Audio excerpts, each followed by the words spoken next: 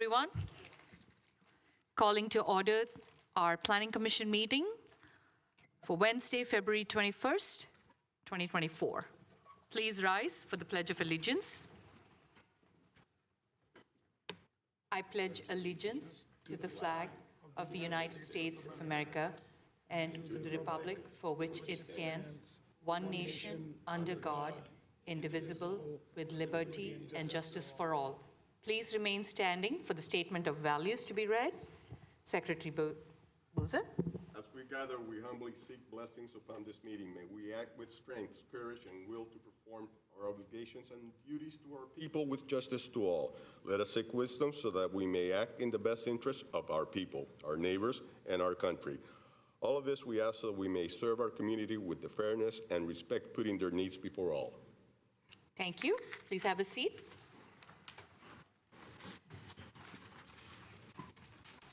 We'll do the roll call. We have our staff, Elizabeth.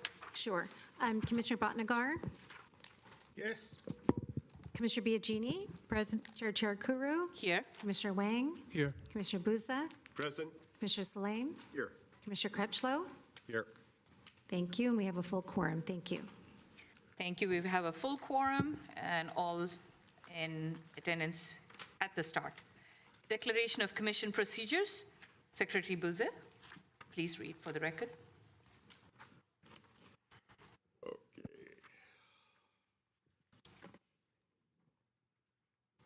Excuse me. The public hearings are conducted by the chair in accordance with the following procedures. The chair of the commission directs all activities during the hearings. All comments shall be addressed to the commission. Any items on this agenda may be continued to the subsequent hearing. Applicants will be allotted up to 10 minutes to present a justified proposal. Following staff presentations of the items, our other speakers may be given up to 2 minutes. The applicant is allotted up to 5 minutes for rebuttal of comments. No additional comments will be accepted upon the close of the public hearing, although the commission reserves the right to direct questions to any speaker on any matter. Special procedures, time limits may be applied to any items as prescribed by the chair. Appeal of commission actions must be filed in writing within 7 calendar days. Thank you, Secretary Boozer. Copies of the current agenda and staff reports for each of the items on the agenda are available from the Planning Division office on the Friday afternoon preceding the meeting and also available online. Continuances and exception. This part of the meeting allows for applicants, members of the public, or other interested parties to request an item to be 1, continued without hearing, 2, withdrawn, or 3, taken out of order. Staff or members of the commission, are there any requests from any of us for a continuance or exception for any of the items on tonight's agenda? Staff has no items. And I don't see any members of the public, No requests online. and hearing none from commission. Moving to the next. Consent calendar. Secretary Boozer, will you please read for the procedure? Yes, the procedure of the consent calendar is as follows. Consent calendar items may be enacted, approved, and adopted by one motion unless requested to be removed by anyone for discussion or explanation. If any member of the Planning Commission, staff, the applicant, or a member of the public wishes to comment on consent calendar items or would like the items to be heard on the regular agenda, make this request now. Items listed on the consent calendars with associated file numbers constitute public hearing items. We have one item, the minutes of the January 31st, 2024 meeting. Do I hear a motion? Motion to accept? Second. We have a motion by Commissioner Biagini and seconded by Commissioner Boozer.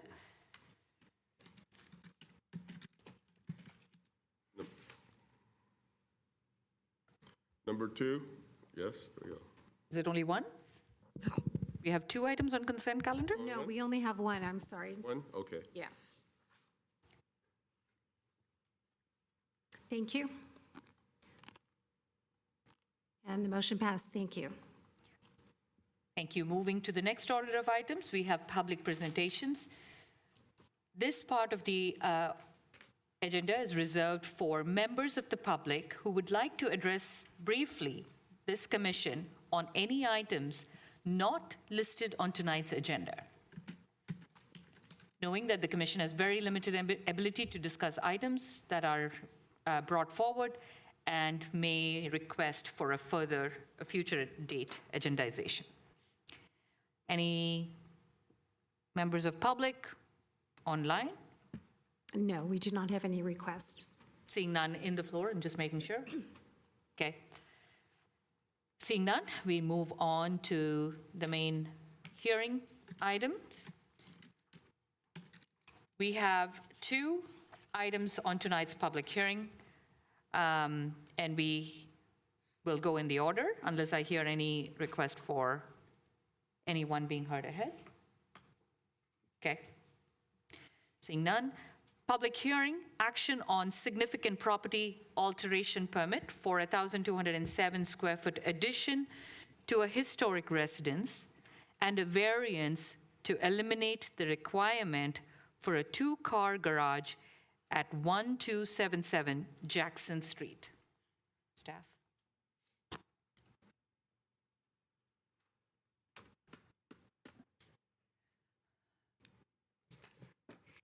Thank you, Chair. I will share my screen for the presentation.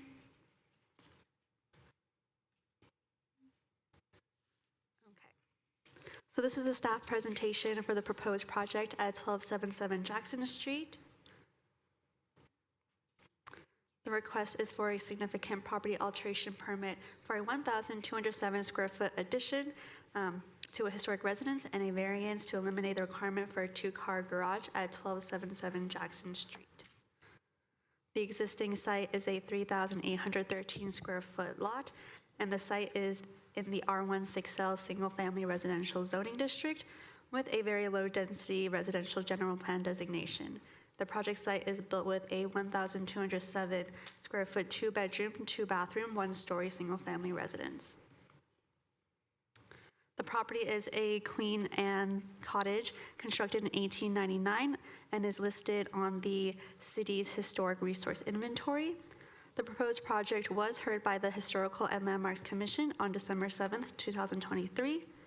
And it's important to note that this project was deemed complete prior to the effective date of the current updated zoning code and therefore remains subject to the provisions of the previous zoning code in effect at the time.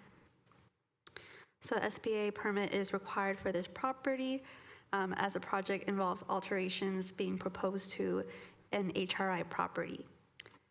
So for the variance request, the city's zoning code requires 2 covered parking spaces for single-family residences. The project site does not currently provide any covered parking and is considered legal non-conforming. So the applicant has requested a variance from this requirement and does not propose to provide any covered parking on site. This is the existing site plan. As mentioned earlier, there is no existing garage or covered parking. The existing residence is 1,207 square feet and proposes to add 1,207 square feet in the basement, resulting in a 2,414 square foot residence.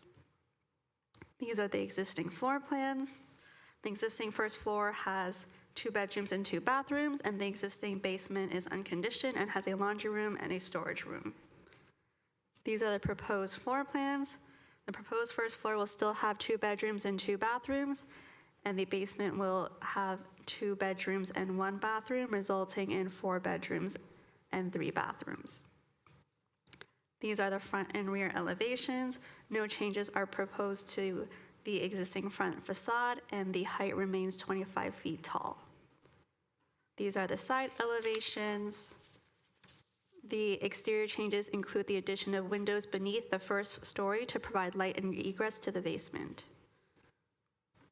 So per the Secretary of the Interior Standards review that was prepared for this project, the architectural features of the Queen Anne cottage will be retained and no distinctive features will be removed. The proposed modifications are also compatible and protect the integrity of the property. In terms of zoning conformance, the property at 1277 Jackson Street does have unusual conditions warranting a variance to eliminate the parking requirement, and that the existing lot is of substandard size, which is less than 6,000 square feet and only 50 feet in width.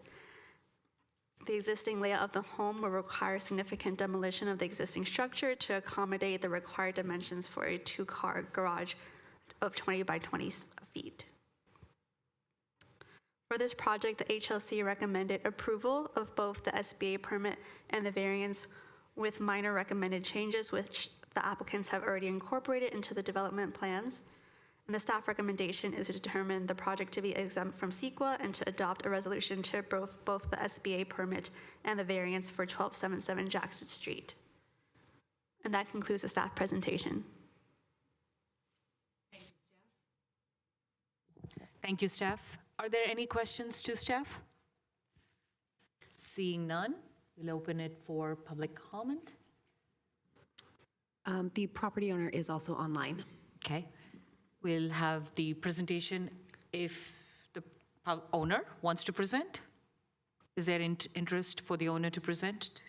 I don't believe the owner has a presentation prepared, but if you have any questions for him, he is online to answer your questions.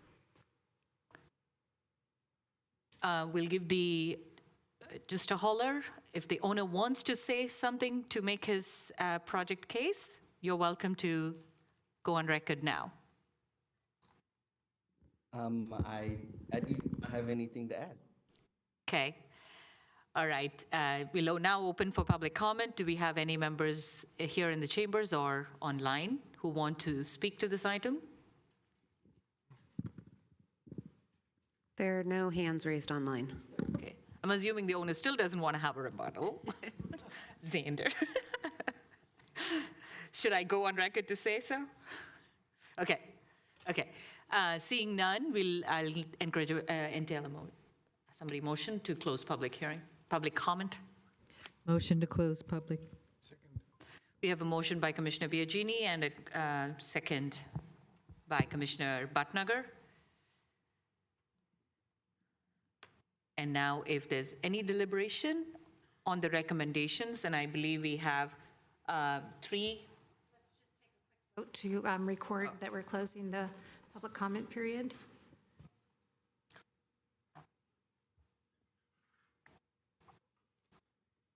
Commissioner Salim, did you want to put your vote in? Oh. Thank you. Thank you. Okay, thank you. Public comment is closed. Yes. Thank you. Now we'll open for commission deliberation, and I think Commissioner Bhatnagar has some questions to staff. Yes, thank you, Chair. The basement, is that being, let's say, changed in height? In other words, there will be more digging to be done, and if that's the case, then how's the house being managed? I read somewhere that they are trying to move the house as is or raise it. Can you explain, please? I believe the height will remain 25 feet tall, so the overall height of the residence doesn't change. I believe the basement height may change 1 or 2 feet to be able to make it a habitable space, and because they're adding bedrooms in the basement. So they're adding windows too for light and egress. So there's no movement of the house structure itself? They're just digging further down? Yes, that is correct. Thank So you. there's They an lift it, existing and then they basement there? There's an existing partial? basement, but it's unconditioned. Yeah. If I may say so. Yes. There was a house that long ago, it's been probably about less than a year, that was completed. It was right on Santa Clara Street and Madison. And that house was also lifted, so that way they excavated deep enough to have like a basement that you could do complete walk-in, like completely separate. It's right in the corner of Santa Clara and Madison. But can I proceed with my question? I have a question to the parties involved here. Where are you parking your vehicles right now, since you don't have a garage or anything? Where's your car being parked? We do have a driveway, and last year we ended up widening the driveway so we could fit 2 cars in there. Well, I seen the pictures, and it looks like you have a trailer in there, a house trailer. Yeah, that's there temporarily. Okay, it looks like it's been there a while. But anyway, my next question is, are you going to use that for rental, or is it just going to be added to you? Just curious. No, it's to create additional space in the house for my children. Oh, fantastic. I'm glad to hear that. Thank you. Thank you. Commissioner Kressler. Yeah, real quick, maybe this is to staff, I'm not sure. Is there any requirement for a basement to have a sump pump or the radon gas? Because back east, that's a big thing, like you have to in every place. That would There, be, there is an existing sump pump, and we do have one planned for the basement as well. Okay, because even if it's not required, I would just recommend it. In this day and age, yes, it's a good thing to have. Thank you. That's actually the swim pool in the back. Okay? Any other, Commissioner Biagini? Just a comment. Thanks for the questions ahead of this comment. That helped. I wanted to actually thank the homeowner for passing muster with the state on protecting historic resources, passing muster with our Historic Landmark Commission, and the fact that they are not changing anything in terms of the architectural features or removing anything dealing with the architectural features. Congratulations. It's definitely appreciated by someone who used to be on the Historic Landmark Commission. I'm in favor of this. Thank you. Any other comments before I go? Thank you. And just on that same vein of thought, this, for context for record, is one of 3 houses of Queen Anne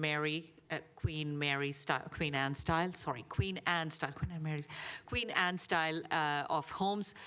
It's not the Painted Ladies at San Francisco, but there are 3 that are there as a cluster, and that was a unique historic reason why this is on our inventory, and it is on the state registry as well. So thank you again for whoever supported the architectural firm, the construction firm, and especially the owner for preserving the integrity, allowing the city to continue to preserve its jewels through this project. And I fully endorse the plan as well, understanding that it comes with a variance for 2-car parking, and owner, as this neighborhood is very impacted for parking, highly encourage off-street parking for your own private use and allowing the street to support general public needs. Thank you again.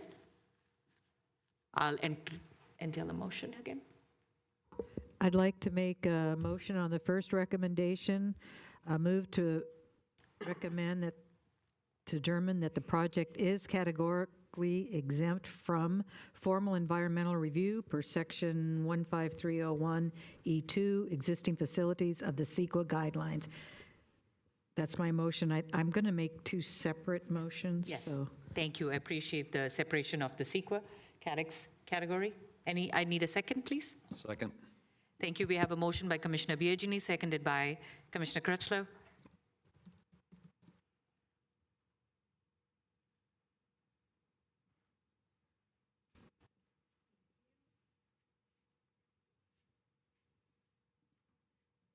thank you, and the motion passed. Thank you. Now for the second. I'd like to recommend that we adopt a resolution to approve a significant property alteration permit for alterations to the main historic resource and a variance to eliminate the requirement for a 2-car garage, subject to findings and conditions of approval. Second. Motion by Commissioner Biagini, seconded by Commissioner Crutchlow.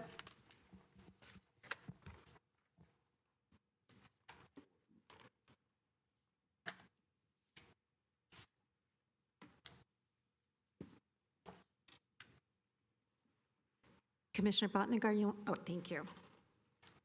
Okay, the motion passed. Thank you. Congratulations to the owner, and thank you, staff, for all the due diligence on this project. Thank you. Thank you so much. We now move to the next hearing topic, action on an environmental impact report and mitigation monitoring and reporting program, rezone, investing tentative subdivision map for the property located at 1957 Prune Ridge Avenue to allow the development of 22 detached single-family residences and associated on- and off-site improvements. Staff. We'll have a staff presentation. Yes, thank you, Madam Chair. Debbie Fernandez, our Associate Planner, will be giving you the presentation.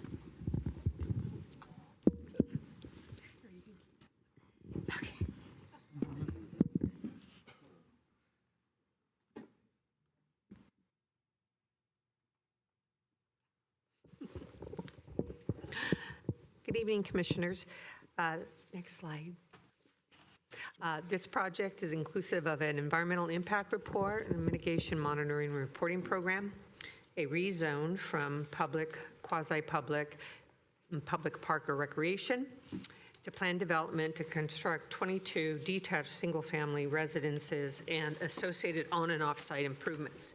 It also includes a vesting tentative subdivision map to subdivide the property into individual for-sale lots and 4 common lots for use as a utility corridor, vehicle access, landscape open space, and bioretention areas. Next slide. This is the project site surrounded in the orange border there. It's a 2.47 acre parcel. It is developed with the St. Mark's Church complex, which is currently vacant. It is, has been sold to SES Development, and they retain ownership of the property. And the the pre-existing use was assembly and education. Surrounding uses, as you can see, the purple dots to the surrounding kind of the property to the north and south are single-family residential. It's bounded by commercial on the west and the east of the property. The west is a dentist office, and the east is the little town center with multiple tenants. Across the street is, in addition to single family, there is multifamily in the purple and in in the blue. And in the purple is a education center for autism. And on the corner there is the Walgreens, which I'm sure many of you are familiar with. And it's in the southeast corner of Santa Clara, heading towards Stevens Creek, adjacent to a travel corridor, a transit corridor, Winchester Boulevard. Okay, next slide. This is the existing site with the structures as they currently exist. The church is to the right, the parish hall and classrooms are to the left, and they're all single-story buildings except for the classrooms. These were constructed, the church was 1964, the parish and classrooms was 53 to 64, I believe. So you can see, going from top left, that's the interior of the site looking into the classroom building. The one below it is the parish hall as you're viewing it from Prune Ridge. The bottom left is the interior, or be the east facing of that parish hall and looking into the classroom courtyard, kind of outdoor area for the kids. We see the west, next to this, moving right, you'll see the church. That's the west building facade and primary entry into the church. And moving further right, you see the full frontage along Prune Ridge Avenue. And moving up to the top there, that is the east elevation facing the parking lot. Next slide. The property has a general plan designation of very low density residential that allows up to 10 units to acre and is surrounded by low density residential and then the neighborhood commercial to the east. The property is existing legal non-conforming. It's not consistent with the existing zoning for the property. The zoning is B, and that's intended for public, quasi-public, and public park or recreation uses.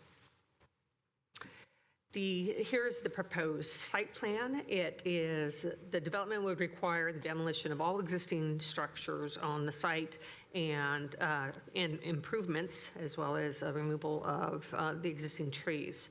And it would provide 8.9 units to the acre with a total of 22 single-family homes. I'll talk about the floor plans later, but I just wanted to illustrate to you the setbacks as the properties are laid out got the individual lots there. You've got a 15-foot rear yard setback as it abuts the single family to the rear. It just crunched down to 13-foot setback on the northeast corner and just at that particular property, the number 12 lot there. There's a 6-foot side yard setback from the property to the east, adjacent to the commercial, and 6 feet to 3.5 feet on the side setback to the west next to the dentist office and parking lot. It has a 10-foot front yard setback. It's got a single driveway access. That's from Prune Ridge, so it eliminates some curb cuts along Prune Ridge. It has a central drive aisle in which all the units, garages, are oriented towards the drive aisle. So the homes facing Prune Ridge are oriented to face the street, so they have street presence, and the primary living area of the residents to the rear are oriented facing northward. There's a hammerhead to allow emergency vehicle access. You see that towards your left. Leslie's nicely moving the arrow. Fire has signed off on this particular site plan. This also incorporates the landscape plan for the development. Next slide.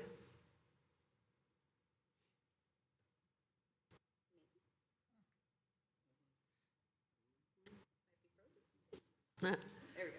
Okay, so this is the vesting tentative subdivision map that's proposed. You can see hatched in blue are the 4 common lot parcels, and then the individual lots of 22.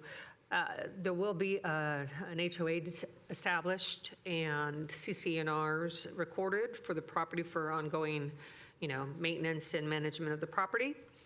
I should mention that the houses, this one's a little bit cleaner in visibility to be able to see that there are 3 different plan types of homes, and they're of an interesting configuration in that most of them are, on each lot, are detached and connected by kind of a breezeway living area bridge on the second floor to one another.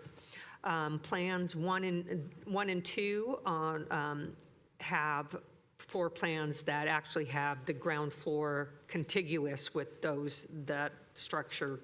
The garage is on the ground level and living area is up above.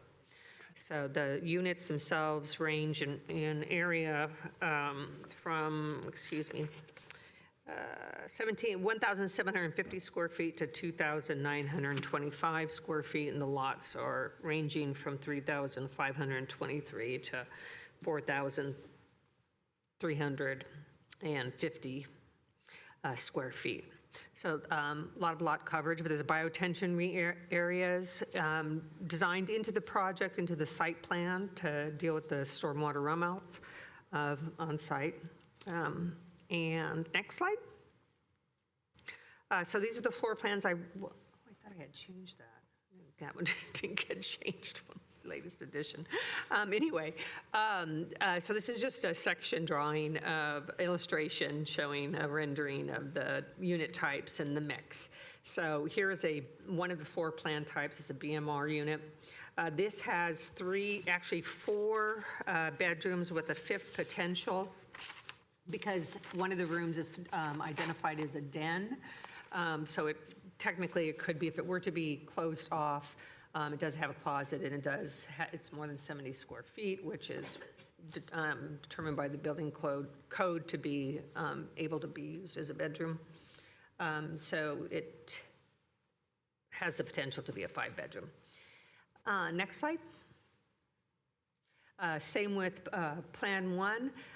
The den on the first floor has the potential to be a bedroom, so it could be a 5-bedroom residence, or if the flex space, the den, is utilized as labeled, then it would be a 4-bedroom. And Plan 2 is all the rooms listed are identified as bedrooms, so it is a 5-bedroom. So you can see, I don't know if it's very clear to everyone, but on Plan 1, if you look on the first floor, you'll see how the buildings are disconnected, and that when you look at the second floor, they're connected above by that office open area. Whereas in Plan 2, the buildings are connected on the ground floor on the first level, and they fall above, or they're rendered above to connect as well. There's a Plan A and Plan 1A and 1B. There's a Plan 2A and 2B, and those versions have whether it has a front porch or not. Next. This is just, I won't spend much time on this because the applicants got their presentation, but I wanted to show that these are typicals of the plan types and the mixture of materials that are integrated into the building design. The maximum height of the structures are 31 feet. Next slide. This would be the BMR unit, and it also has a significant amount of integration of building materials into the design and is of similar massing and height.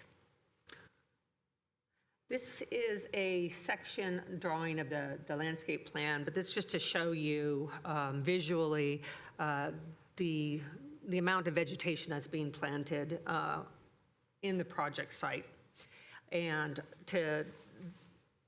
moving from top left to right, you'll see in the middle is the front. This would be fronting Prune Ridge Avenue. So you got the front porches facing the street. And to the right of that is the main corridor where there's a paseo and a large biotension area that's planted there. The bottom is that courtyard that is below the connector of the buildings. So this is covered space between the two buildings that is private, patio area, in addition to what would be their rear yard behind the units.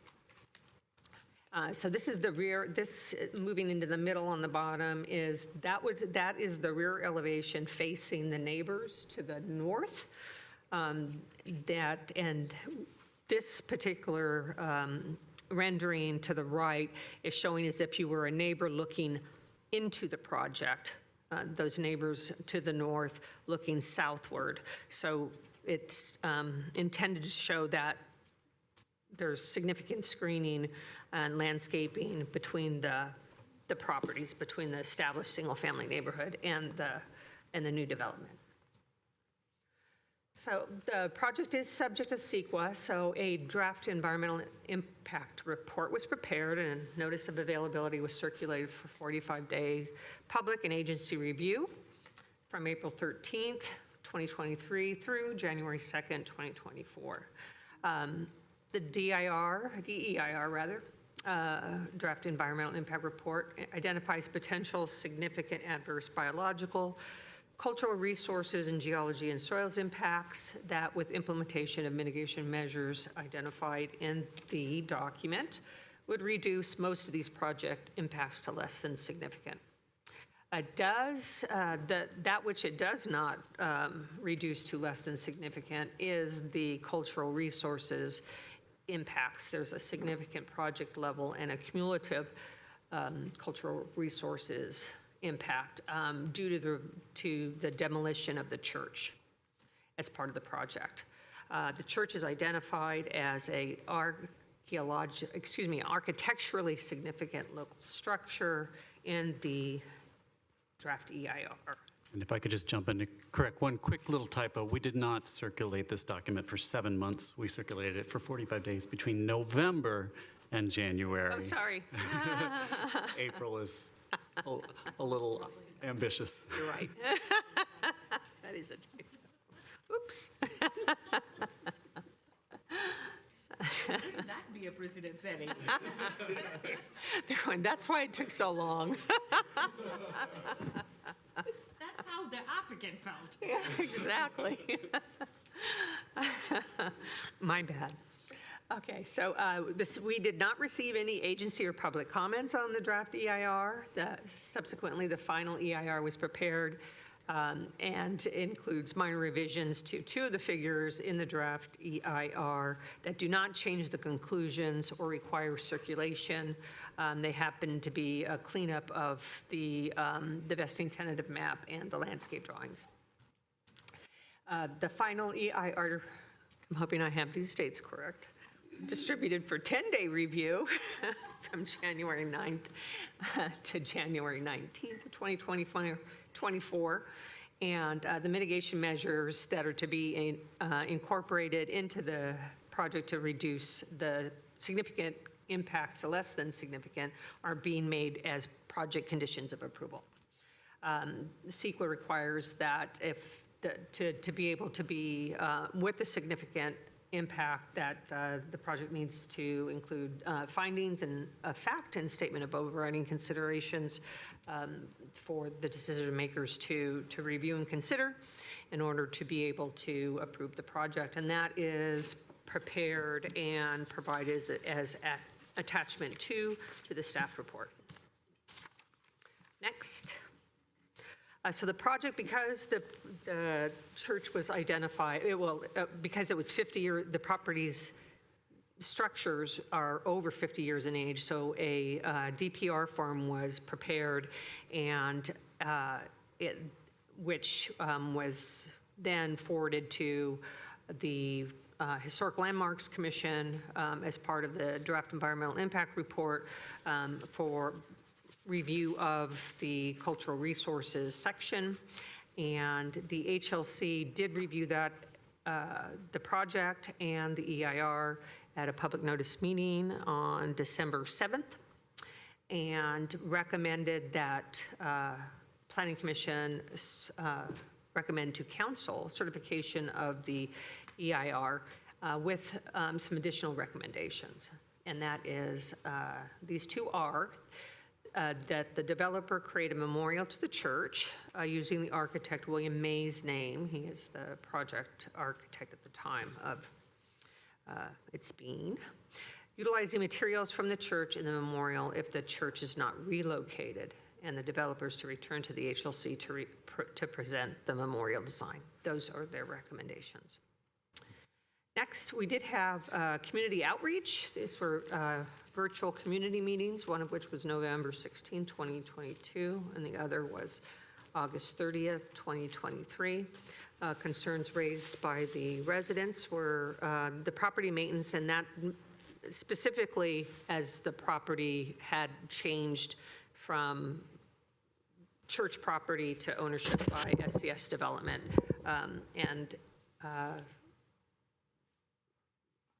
While they were vacating and SCS taking control of the property, vegetation, trash, et cetera. So the property owners now, SCS Development, they've been very, I have to say, they've been very responsive to the neighbors. The neighbors have been very good at communicating with the property owner, and the property owner has been great communicating with them, and addressing their concerns and making sure that the site is well maintained during these periods of it being vacant.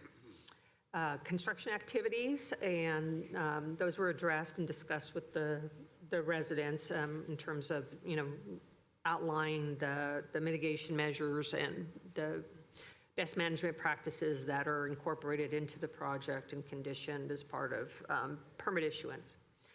Site circulation and parking, and those were addressed by some redesign of the circulation and the provision of driveway pads that can accommodate 2 to 3 to 4 vehicles per property. Shade and shadow, and that was addressed in you have those actually in your planning packet. And privacy concerns, the orientation of windows, the landscaping, and those have been also designed into the project. Next. So considerations for the project include for approval would be infill development and for a statement, for a statement of overriding consideration. These are all considerations. Infill development with proximity to the commercial uses and public transit. It's consistent with the city's general land use, residential and transitional policies, and those are iterated in the staff report. Site design and building architecture integrated into the community. It provides on-site parking, does not, by state law, is not required to provide parking, but the project does provide parking as it is beneficial to single-family property owners. Contributes to city housing supply and the RENA mandate. Provides 15% affordable housing units. That would be 3.3 units for this particular project. 3 units are being provided, and the 0.3 fractional unit is to be addressed through an in lieu fee payment. And it provides home ownership opportunities, and as well as adding to the city's housing stock. So the recommendation is to adopt a resolution recommending the City Council certify the EIR and adopt the CEQA findings, statement of overriding considerations, and the mitigation monitoring and reporting program. Adopt a resolution recommending the City Council approve the rezoning of the project site from public, quasi-public, public park or recreation to planned development, to allow construction of this residential development consisting of 22 detached 2-story residences with attached and detached garages, landscaping, and on and off-site improvements subject to conditions of approval, also attached here. Adopt a resolution to recommend the City Council approve the vesting subdivision map to subdivide the land into 22 individual lots and 4 common lots, landscape open space bioretention areas to serve the development, subject to conditions of approval. Also attached to the staff report. That concludes my presentation. Before we complete this portion of the presentation, though, I have a few words to add about the conditions of approval. And the reason for that is in a minute you're going to hear from the applicant, and they will tell you that they have some concerns over the conditions of approval that we're imposing, and how you respond to their requests may affect staff's recommendations. So I'd like to explain the dispute and why we believe the conditions are important as drafted. First, let me familiarize you with condition B8, go ahead, Leslie, which is the standard language that we impose on all projects requiring compliance with the city's REACH code. B8 says that you have to provide a certain number of EV spaces, and most relevant here, the construction has to be all electric. No natural gas, AKA methane, can be used. You can advance. Second, there's P5, which requires certain frontage improvements to comply with the city's complete streets policy for Prune Ridge Avenue. I'll get back to that. Let's start with the REACH code. The reason the REACH code is an issue is because a federal court case just came down that has called into question whether or not we can continue to enforce our REACH code. Go ahead. That case is California Restaurant Association versus Berkeley. In it, the Ninth Circuit Court of Appeals held that the all-electric requirements of Berkeley's REACH code were preempted by federal law. Berkeley's REACH code, just like Santa Clara's, banned the installation of natural gas infrastructure in new buildings. The California Restaurant Association sued, claiming that Berkeley's code was preempted by the Federal Energy Policy and Conservation Act, or EPCA. Now, the EPCA is a law regulating gas appliances, so ranges, water heaters, furnaces, and it expressly preempts local control of natural gas appliances. Now, Berkeley's REACH code didn't regulate appliances, it regulated pipes in new buildings. But the court concluded that the EPCA preempted Berkeley's code because the terms of the law applied not only to local regulations of natural gas appliances, but also to any regulations concerning such appliances. And because natural gas infrastructure concerned the energy use of appliances, Berkeley's REACH code was preempted. So understandably, in light of this case, 2 weeks ago, the developer for 1957 Prune Ridge reached out and said, are you still planning on enforcing that methane prohibition? Is Santa Clara's all-electric construction requirement still being enforced? Well, again, this is brand new. We only just informed the city council of this case this afternoon. So we're still evaluating what it means for the Santa Clara REACH code, but it is likely some amendment, at least, is going to be necessary to our code. Assuming for a moment that we did not impose this requirement anymore, what would that mean for this project? Well, go ahead. First of all, it would mean that the project could not move forward with the EIR that we circulated, because the EIR assumed that the REACH code would be in effect. So here I've highlighted the actual text of the EIR. There will be no demand for natural gas on the project because the development would be required to comply with the city's REACH code. So if we were to reverse course right now and allow methane in this project, that means at the very least we need to revise the EIR. It might be a fairly light revision, maybe just a simple analysis of how much greenhouse gases 22 homes using methane would produce. And if it's a less than significant impact, we wouldn't even need to recirculate. But as is, the EIR would be inaccurate and could not be adopted in its present form if they were going to add methane. But of course, there are also 3 other approvals. Besides the EIR identified significant unavoidable impacts to historic resources. And so there needs to be a finding that the social benefits of this project outweigh the impacts to historic resources and a statement of overriding considerations. So it's your job to balance whether or not the societal benefits of this project outweigh the impact to historic resources. Does that balance still work if they're using one of the most potent greenhouse gases for this project? That's a determination you would have to make.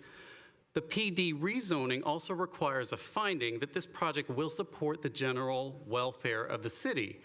Your perspective on that finding might be different if the project utilized natural gas infrastructure. Finally, approval of a subdivision map requires a finding of general plan consistency. But utilizing methane could frustrate the Climate Action Plan's objectives. The city's goal is to achieve carbon neutrality by 2045, according to the Climate Action Plan. And the Climate Action Plan identifies phasing out natural gas infrastructure as a necessary strategy toward achieving that goal. So here you have to make a consistency finding with the Climate Action Plan. If they're proposing natural gas infrastructure, that's a harder finding to make. So, understandably, we sat down with the developer and said, these are our concerns if you put in methane. At the very least, it's going to throw the schedule off because we're going to have to revise the EIR. And in response, they agreed to not put methane in this development. So, okay, if we're in agreement, why am I still talking? Well, because we imposed a new condition to memorialize that, and that's condition P23. And here's how it reads. This approval has been issued in reliance upon the developer's assurance that no natural gas infrastructure will be installed at any time and is an express basis for granting the PD rezoning. No natural gas infrastructure shall be installed on the project site. If the developer seeks to install natural gas infrastructure in the future, the developer must first seek an amendment to the PD zoning, which of course would be a discretionary act requiring additional CEQA review. So again, staff was recommending approval of this project as of 2 weeks ago, but without an all-electric commitment, staff might reevaluate those recommendations, and you as commissioners might find that you're not able to make the necessary findings for approval. It would be your determination. So we explained all that to the developer, and they decided they don't want to pursue natural gas infrastructure at this time. They committed to voluntarily provide all-electric construction, which is great. We can proceed with the EIR as drafted. But the developer objected to this language. They would like a stripped down version of this condition of approval. They don't want it to say that the PD zoning is dependent on this all-electric commitment. They just want it to say they're not using methane, period. So the concern that staff has is then it wouldn't really be a binding commitment.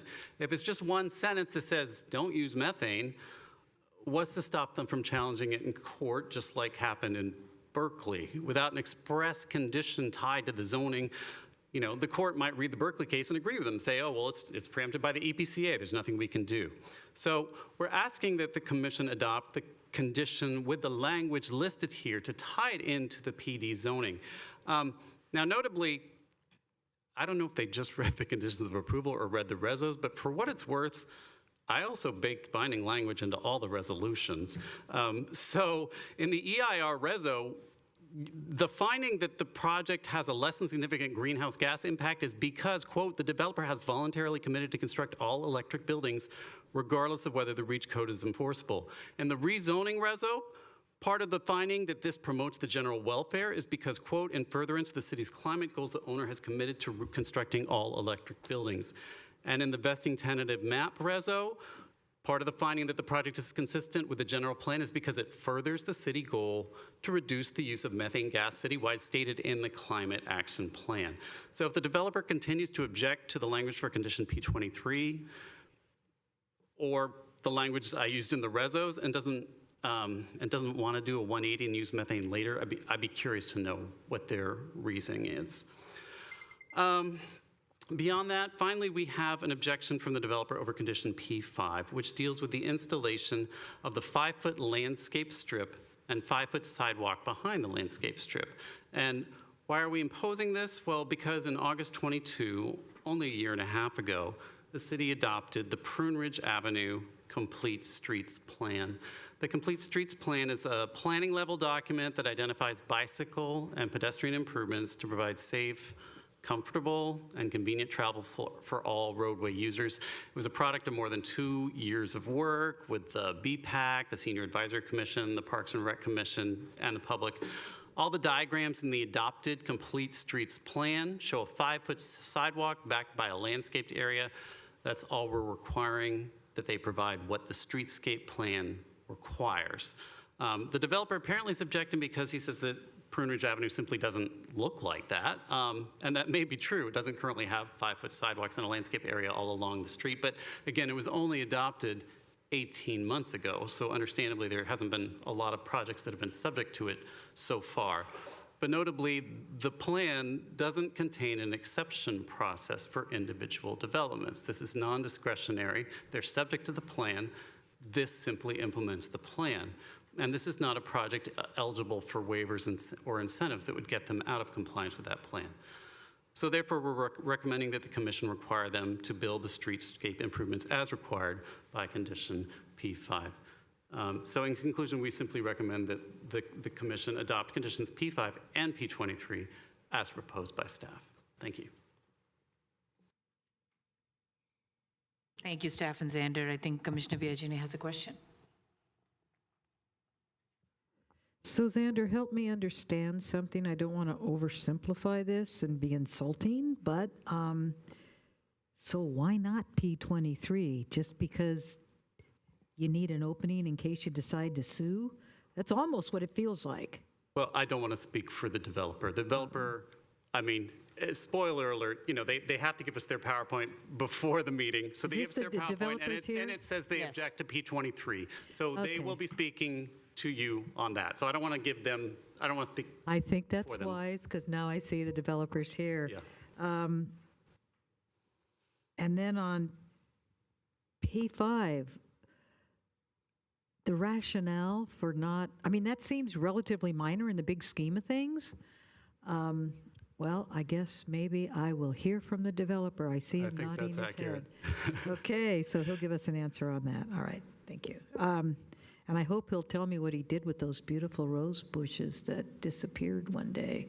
Anyway, minor. In front of St. Mark's Church. I used to admire them all the time.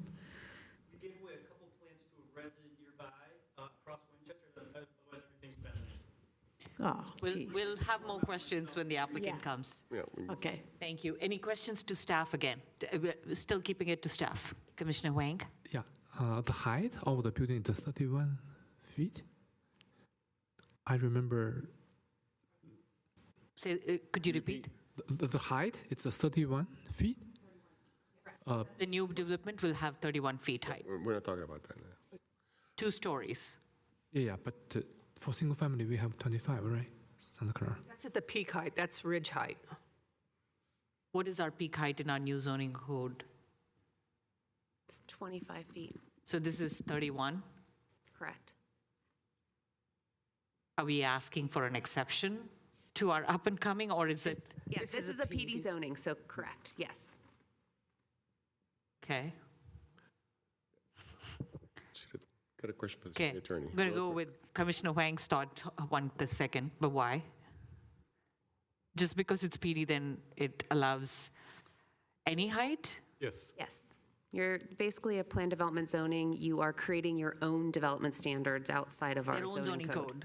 Yes, your own zoning code for this project, correct. This is one of the last PDs you will ever see, but it does allow basically anything if there is a sufficient public benefit from the project. One of the things that's frequently cited is imaginative design concepts. You think this is a great development, it's going to provide a lot of benefits to the community, therefore you're going to allow for unique development standards. Including a 31 feet height. Okay. So, Just concluding that thought. Okay, Commissioner Wang, go ahead. okay, thanks. Yeah, so the shadow, I noticed the plantation, do they have the shadow over the single-family house to the north? Talking about setbacks? You're talking a shadow Shadow, in yeah. the setback? Because of the 31-foot height, They have trees along that rear property line on the neighbors, on the neighboring properties, which would currently produce shade. Okay, thank you. That's- So there's you're a welcome proposed to ask more, Commissioner Wang.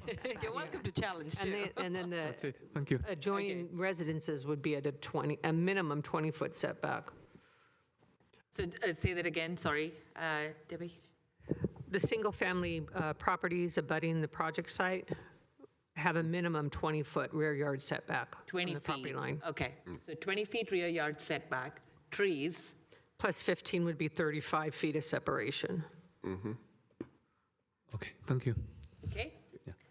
Any other questions, Commissioner Boozer? Okay, just a quick statement here. So this is a court case right now regarding the use of the gas, so this is probably going to be resolved within, what, a couple months or something like that? The Ninth Circuit ruling is final as of January 2nd. There are still a few procedural steps that need to be taken with that case. It is possible Berkeley will was gonna appeal to the be- U.S. Supreme Court, but my expectation is that it will remain good law. I don't think that will change. Yes, so it's basically done. We're going to need to amend our REACH code in some way. So that way we can have natural gas if we want it then. Because you're restricting the developer, maybe some people want to cook with gas, and we'll have a gas heater. They don't want to have an electric heater. Maybe they want to have a gas fireplace.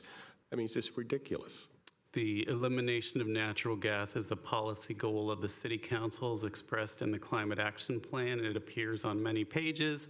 It's part of the goal to get to Till somebody- zero carbon neutrality by 2045. I'm simply expressing the goals of the City Council. Right, okay. Thank you. That's their goal, so you know where to go. Commissioner Krechler. I got something totally different, so don't worry. Real simple. First of all, I wanted to understand, when you said that some of the buildings were adjoining, you mean like shared walls, common walls? No, all the individual properties, their individual lots, they don't have any common shared walls. Okay. It's the way that the house is structured on the lot, while they're detached, or they are contiguous, or there's some that are Okay, yeah, that's why I didn't entirely. understand when you said contiguous. I didn't know what that really meant. Continuous wall. It joins. Yeah, The same problem. It's from the kitchen to the garage. It's a connection. Okay. right. But on the first Upstairs floor, and downstairs. Oh, okay, I see Yeah, what you mean. Okay, so right. no adjoining walls, okay. Yeah, That's all I had. in See, certain simple. plans, they have a separation. In the first floor, the garage is separate, the house is separate, but on the second floor, there's like a bridge, and that bridge is like the office, so it's conjoined there. So what's the bridge for on two different buildings? then? living area. It could be Office. office or open It's space. showing as or, office. Okay. Closets. Bedroom. It's a unique design. Let's give it there. I got Living one area. more question here. Okay, so one thing that I want to bring up is the driveway is going to be closer to the shopping center. It's going to be the shopping center side, not to the medical building side, correct? Correct. Okay, now, are you familiar with that area, with the road diet that is preceded by San Jose, how it backs up. Now think when we do the same thing, and they're using their parking lot right there, right next to yours, the mess that you're gonna have in there. Question for applicant or staff? For staff, I mean, is there any way we can change that? That's gonna be really a tough little situation with that driveway, because you're coming right when the street changes. You're getting 4 different driveways coming out. You're gonna have the Walgreens driveway, people trying to get out there. You have the Cedar Tree Plaza, 2 driveways trying to get out. Then you have the medical building, and then you have all the traffic backed up because of the road diet that we're doing. And I mean, perhaps we can figure out something else in here. Well, what about during holidays when Valley Fair and Oh, well, everybody's driving all over no, the I'm place? talking about every day. And I'm not trying to be a complete jerk about it, because I used to have my office there, and I know when they put the road diet, I mean, it's a backup, and also when the school's there, it's a mess over there. So what, Aware of So any is there anything capital we can change to the improvement driveway? That's what I project? wanted to know. So our Public Works Traffic Engineering Department has reviewed this access plan, and they have signed off They say it's great. yes, correct. Oh, It meets all the fantastic. city standards for access and circulation. Right. I'd like to meet that guy. but let's look at the current configuration.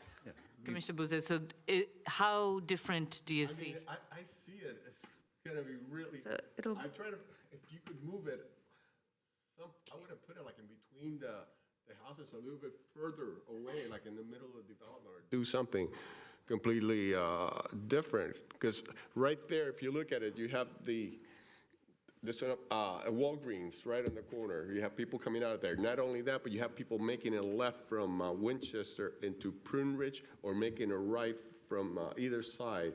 And that is really a lot of traffic coming through there. Then on top of that, you have from the shopping center, traffic coming in and out of there too. Then you have from the medical building. So it is, Well, 2 things. Number 1, isn't the Walgreens going away? not to my knowledge. Okay. The second thing is, okay, will you have the driveway there, which looks very logical? I mean, how would you, I mean, what would you do to make it? I mean, it makes it even harder with that road diet coming in there. I see a mess coming in there. I don't know what the traffic engineer, what Will you he's be able to, doing. from the dentist office to St. Mark's, right? Right, there's I mean, one, I'm right. assuming that staff, that people that, I'm going to call it St. Mark's property, right, where it ends, they can't continue on to the parking lot for the dentist office? Okay, that's closed off, so nobody can closed kind of off, yeah. cheat and come in off of. What I would okay. Well, even on Crestview, they suggest couldn't even is- do that, because that's a breezeway that the dental office owns. I'm Can't real use that. familiar with my dentist office. Yeah, thank you. And are we regulating that they can only make a right, that they won't be crossing the street? No, they can make a left or right out of that driveway. Okay. Is that, okay. Okay, now we're talking. Now you got my thoughts also going there. The applicant has a presentation, and Okay. they Yeah, can let's- speak to that.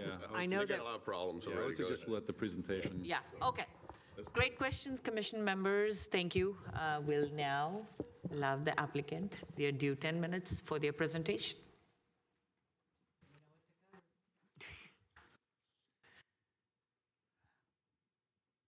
Able to pull up my presentation.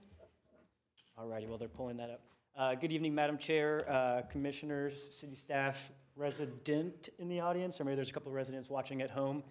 My name is Corey Kusich, and I'm representing SCS Development in the proposed project located at 1957 Prune Ridge Avenue. Thank you very much, Debbie, for a very thorough presentation. Certainly made my life a little bit easier. And Alexander, I appreciate your background on the conditions that I will discuss with you guys at the end of the presentation. And I'll move quickly because I only have 9.5 minutes left. So just quickly, a little background on SCS Development. We've been in the residential development industry for over 50 years and built over 50,000 homes. Our founder and CEO, Stephen C. Schott, has long ties to the city of Santa Clara. He attended and played baseball at Santa Clara University, in which he has become a major philanthropic donor to over the years. His son and vice president of SCS Development, Stephen E. Schott, who unfortunately cannot be here today in person, but he is on the Zoom meeting, also attended Santa Clara University. Steve's father actually was the very first city engineer for the city of Santa Clara, and actually when we were looking at this property, we were looking around the site as well, and there was a final map for the houses on Woodland from the 60s, and it actually had his father's signature on there as the city engineer, which was pretty cool to see. So our office is located in Santa Clara, right next to Prune Ridge Golf Course, so I am very familiar with this road. I drive it every single day, if not multiple times a day. And we're just a half mile away from the project that's in front of you this evening. And then over the past years, we've completed many great projects in the city of Santa Clara, most recently Tuscany Apartments, which we built and still own, and then Catalina 1 and 2, a townhome development just actually right across the street here on El Camino, that was built approximately 3-4 years ago. So as you can see, we have long ties to the city of Santa Clara, and we pride ourselves on working with the city and the surrounding communities to create the best possible project possible. I will skip this slide because you guys know where the site is by now, and Debbie's covered that a couple of times. So just quickly on the site plan, I know Debbie covered this in detail. The site's approximately 2.5 acres in general plan, very low density, which allows for a maximum of 10 units per acre. We are proposing 22 single-family lots with an approximate density of 8.9 units per acre. 3 of those which will be constructed and sold as below market rate units per the city ordinances. Originally, we actually had proposed a loop street where there was 2 entrances and exits into the site, one on the right side, which is still shown, and then one on the other side, similar to the layout that the church currently has. But in coordination with the planning and public works, we were able to reconfigure the site with a singular point of access and hammerhead turnaround. This not only provides a more private street for the community itself, but it also promotes safer vehicular access because the previously proposed second exit and entrance was in very close proximity to Crestview, right next to the dentist, and there would be a lot of cars moving in and out of there. So we thought this was the best option. As you can see, the single-family homes have been designed and configured similarly to many townhouse developments, in which all of the garages are double-loaded and accessed from a singular street, and all of the front doors face outwards. This layout creates the most scenic street frontage along Prune Ridge as possible without the visibility of garages, which will be shown over the next couple of slides. Thank you. So throughout this process, city staff and our architects worked vigorously on a myriad of architectural iterations to come to the final design that's in front of you this evening. I'd like to specifically, again, thank Debbie for her constant critiquing of our project because it's led to a substantially better product for the future homeowners, so thank you, Debbie. Additionally, we are aware that we still have to go to the Architecture Review Board for approval following the Planning Commission and City Council meetings. Next slide, please. So these specific renderings are shown on Prune Ridge Avenue. The units along the project's frontage have been enhanced with a combination of unique designs, materials, and colors. Along the project's frontage, each unit has its own individual look, not only because of the use of colors and materials, but additionally due to varied roof lines, covered patios, and balconies. Next slide, please. Each unit along Prune Ridge Avenue has fenced-in front yards with lush landscaping throughout, creating a nice space for gathering, interacting, and talking to your neighbors in the surrounding community. Additionally shown in this photo is the bioretention, or actually that's on the next slide, I apologize. The bioretention area is shown, this is at the center of the site, and then there's a landscape pathway to lead to the units along the back side of the project, which will be shown here. So along the back side of the project, during our community meetings, which we had 2 of those, and our constant engagement with the community, specifically with the residents on Woodland Avenue, we quickly realized that their main concern was privacy. So we specifically redesigned the back houses multiple times to create as much privacy for them as possible.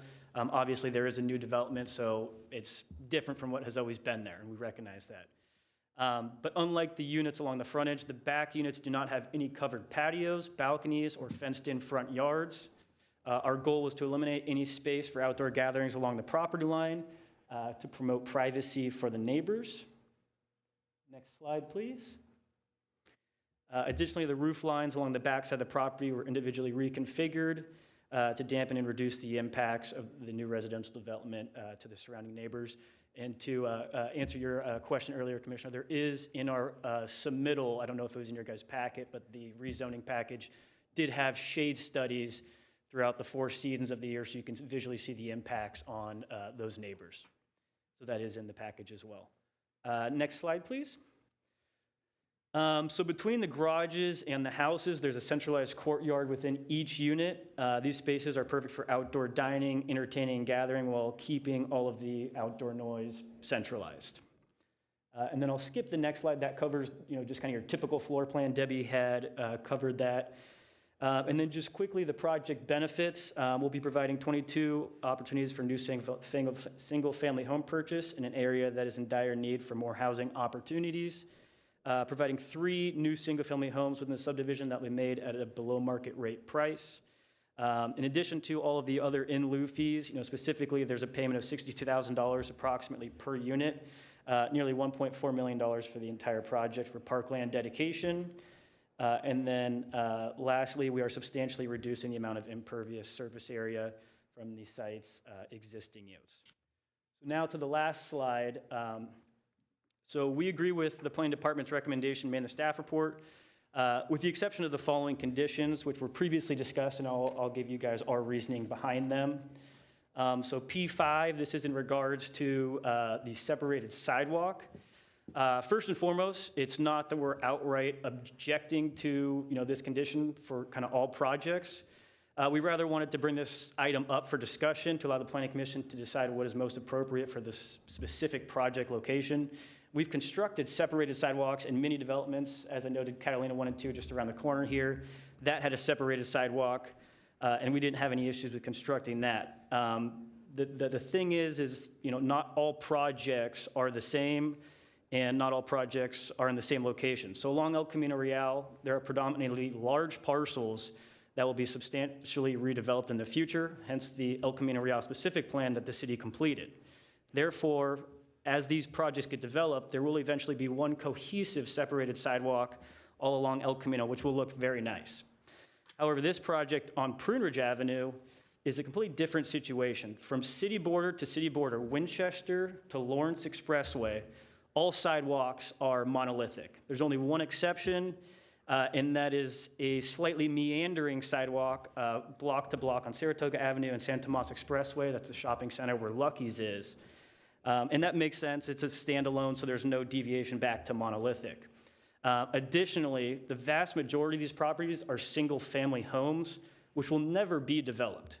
So our goal is to create a unified sidewalk along Prune Ridge Avenue.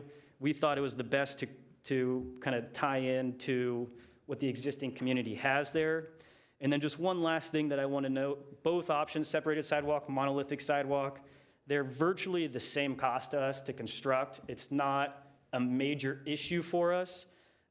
We rather just wanted to create symmetry and kind of match the existing community and surrounding conditions. So that's the reason for objection. Whatever you guys decide, we'll happily move forward with. And then in regards to, I only have 20 seconds left, so I hope you guys just give me a couple extra minutes just to address the last condition. So this condition was recently added. Unfortunately, we didn't have enough time to have discussion to kind of clarify and address kind of our concerns. So unfortunately, we had to do it at tonight's meeting. And our request is just for the Planning Commission to slightly modify the language in the condition, just to take out, in our opinion, some of the Give you 1 minute. ambiguity while keeping the substance of the condition the same. So we have no objection to the requirement of not being able to install natural gas with these approvals. If the city's stance changes in the future and allows for gas, we would be required to first seek an amendment on the PD's rezoning application, so should we even decide to do that. We very well might already be under construction by the time the city changes, and we'll be on our merry way. Additionally, we also acknowledge that the amendment to the EIR would also be required. So we have no objection to the substance of the condition. Rather, we just object and request to remove from the condition the portion that states that allowing gas is the express basis for granting the PD zoning It's just a vague and misleading statement, and there's actually many reasons for you guys to grant the PD zoning application. It's not strictly based on us being all electric and not including gas. To clarify, there is no gas proposed in our application right now. If we decide to do that in the future, the city would have to change their stance, and we would have to come back in front of you guys with modifications to the plans and the EIR. So that's just our request, is just to clarify it. So that's the conclusion of my presentation. Our full team's here. We have our engineers on Zoom. Vice President of SCS Development's also on Zoom. And we have our environmental consultants. I appreciate your guys' time. I think I went a minute and 20 seconds over, so I'll be done. Thank you. Stay around. All righty. Any questions to the applicant? Gosh, I thought everybody will be. No questions. Okay. I got a question. Commissioner Salem. I have a question first for staff.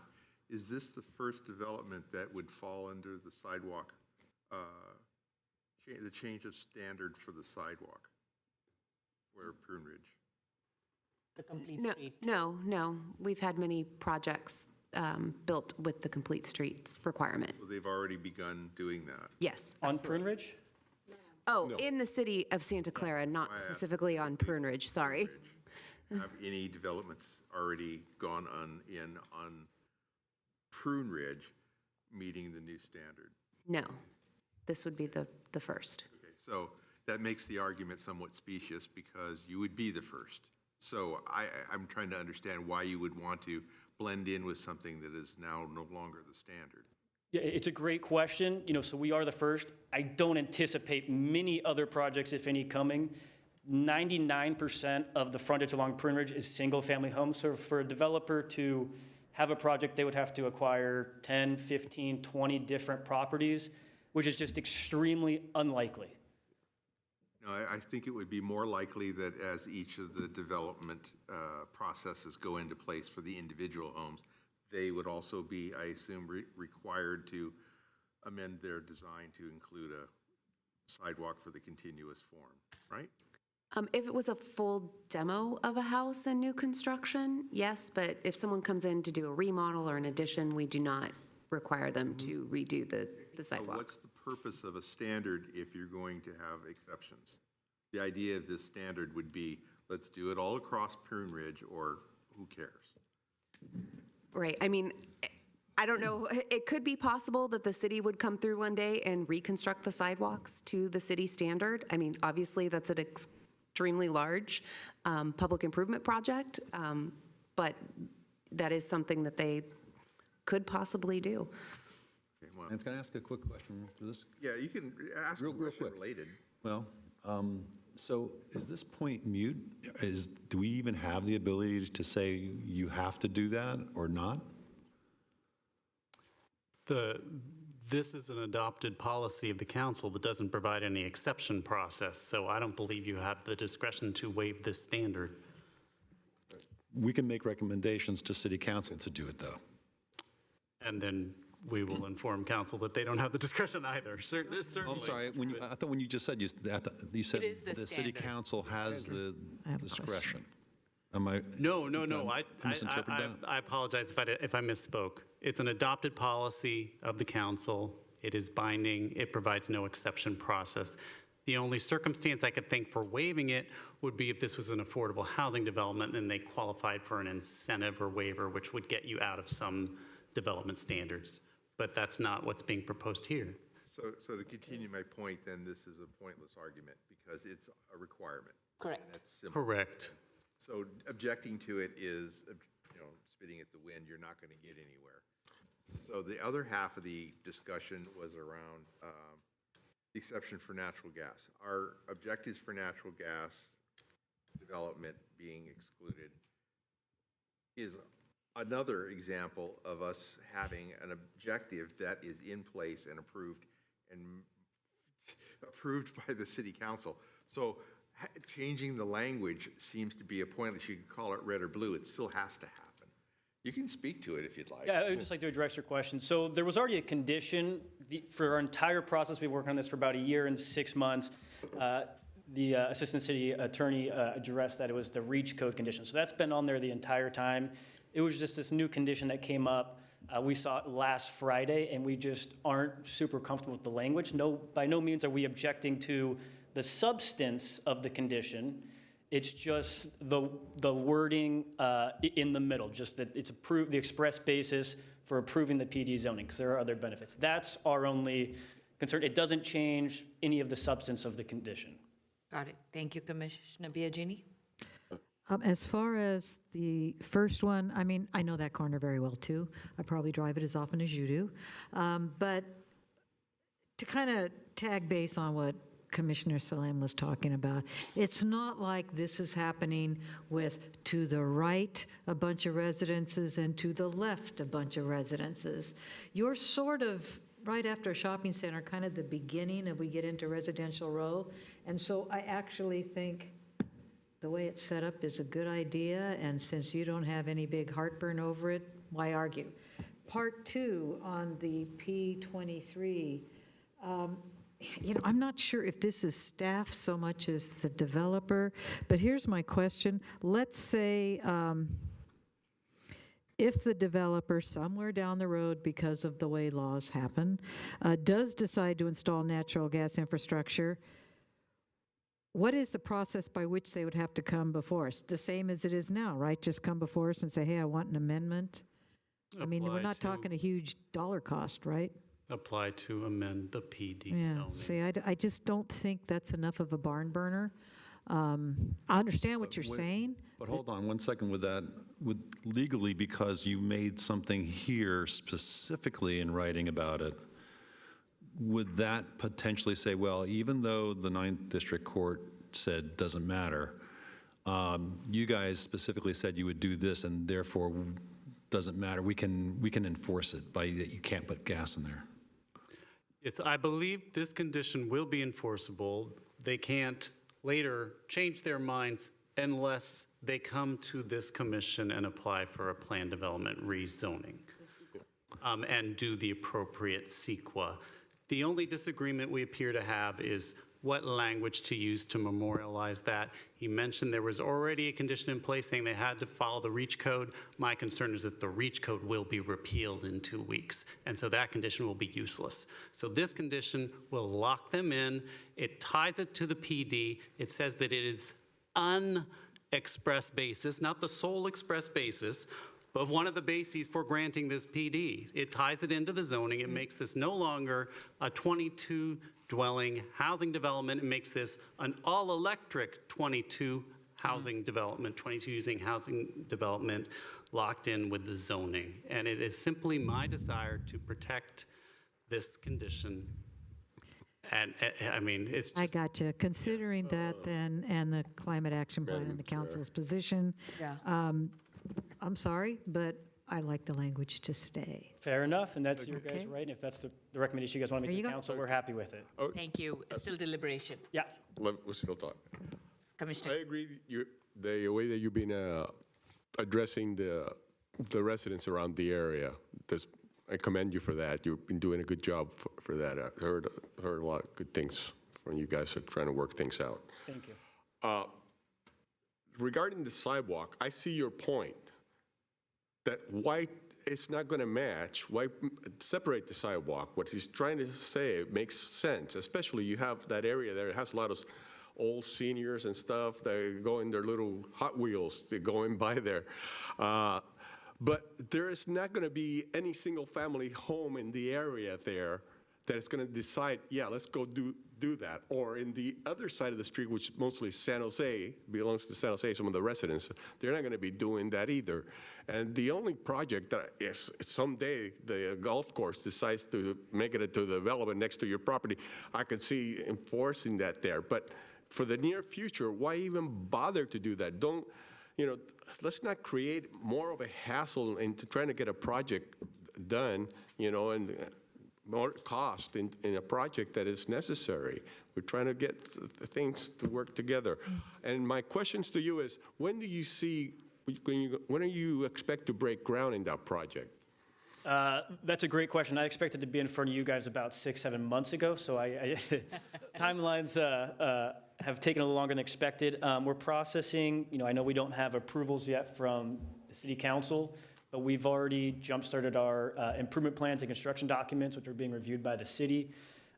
We've already started to advertise the church for relocation and salvage, so as soon as we get city council approval or shortly thereafter, hopefully we can begin to work on the site to demo and start grading, get the horizontal improvements in, the joint trench and all the utilities.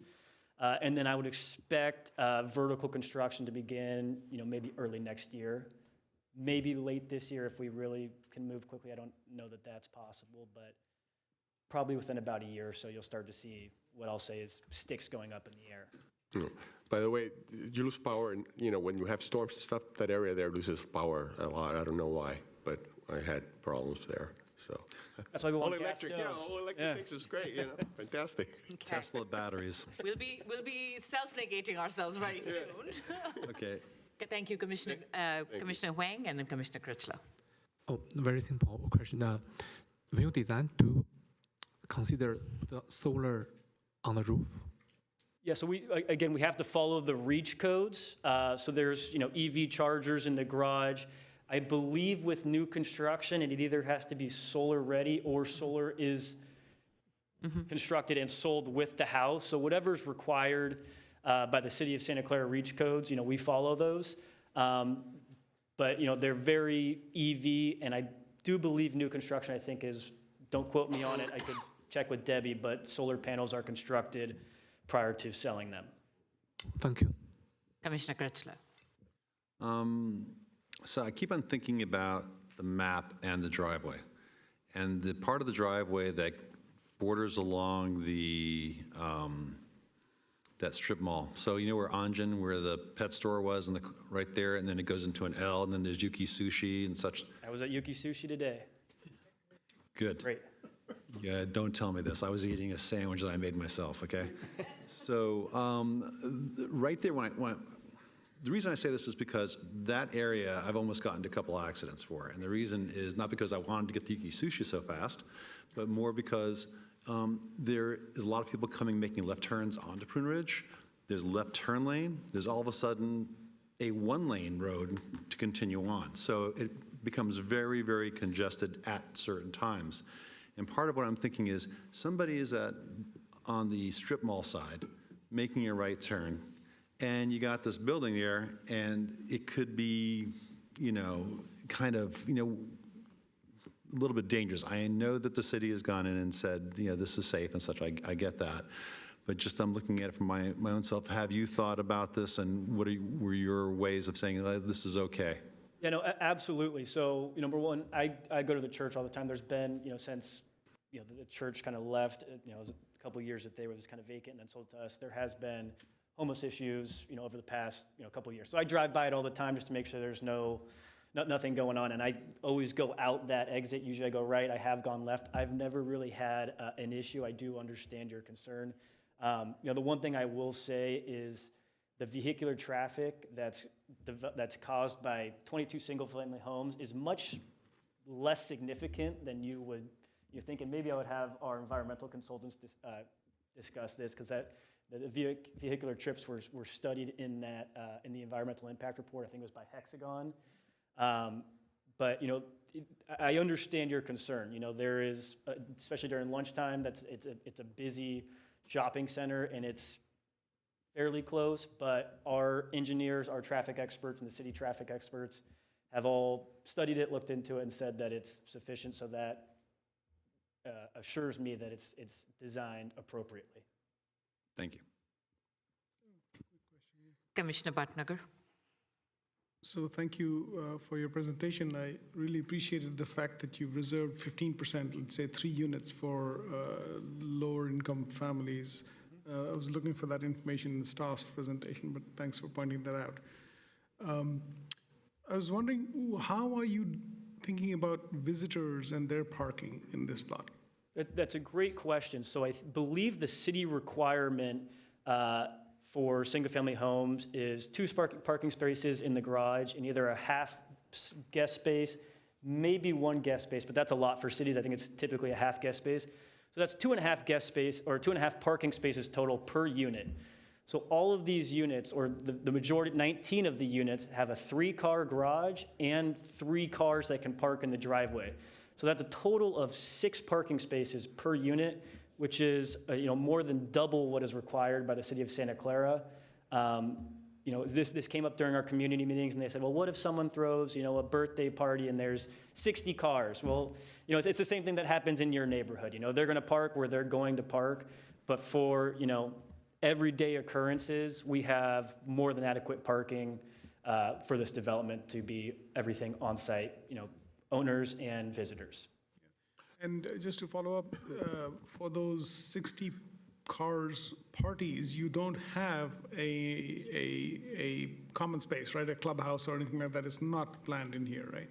No, I don't think anywhere in the area has places for 60. They go and park on the nearest road. Right. But that's an odd occurrence. Right.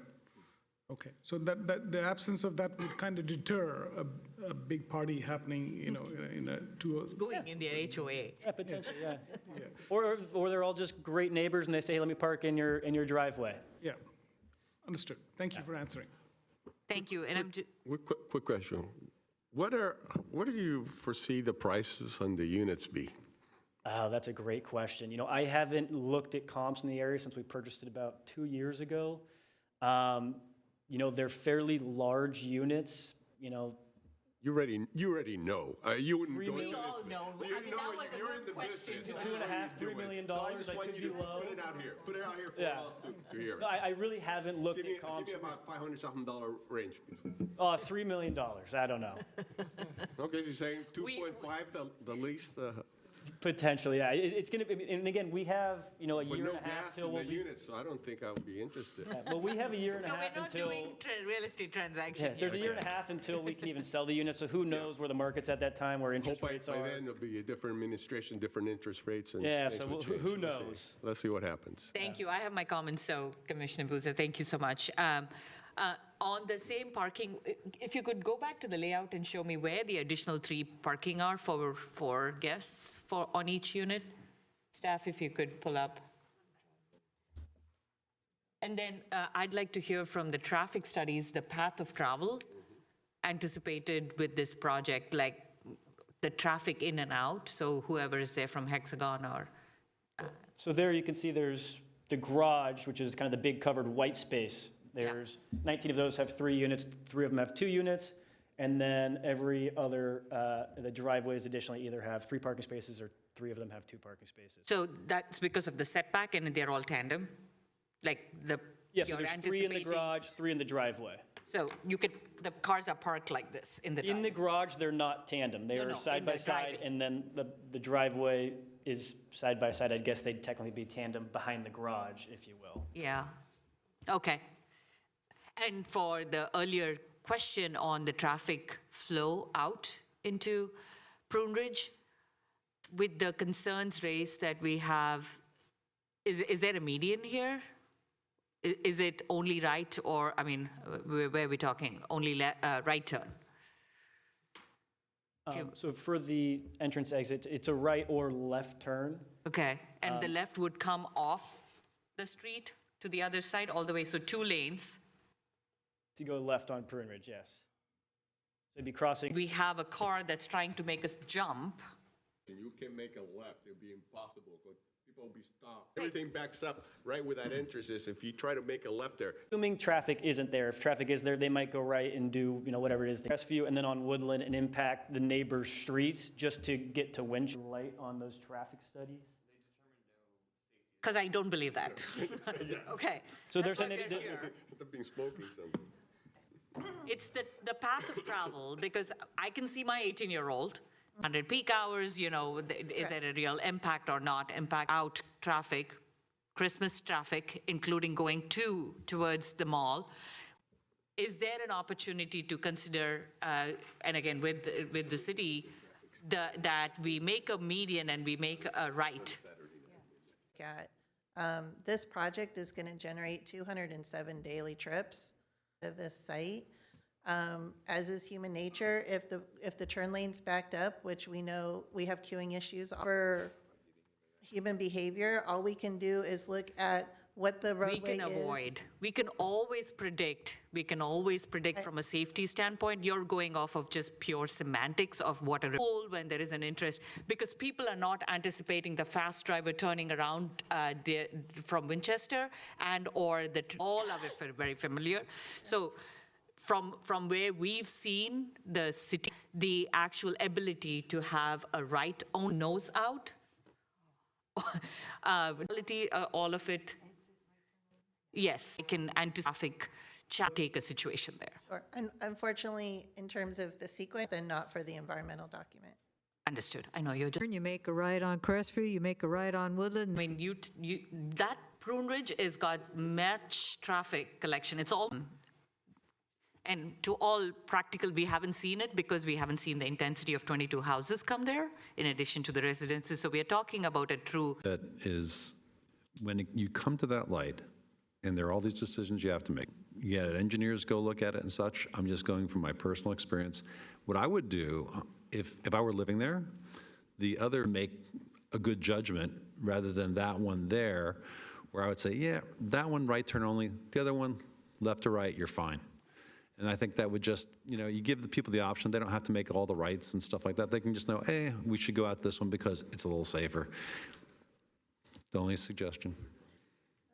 Yeah. Did you want to speak to the applicant about that? I mean, I can't speak to any redesign of the project. Yeah, we got it. However you'd like. The one thing I will say, and again, I drive this every day. I drive by in the morning at 8:30, and I leave. And which way do you come out?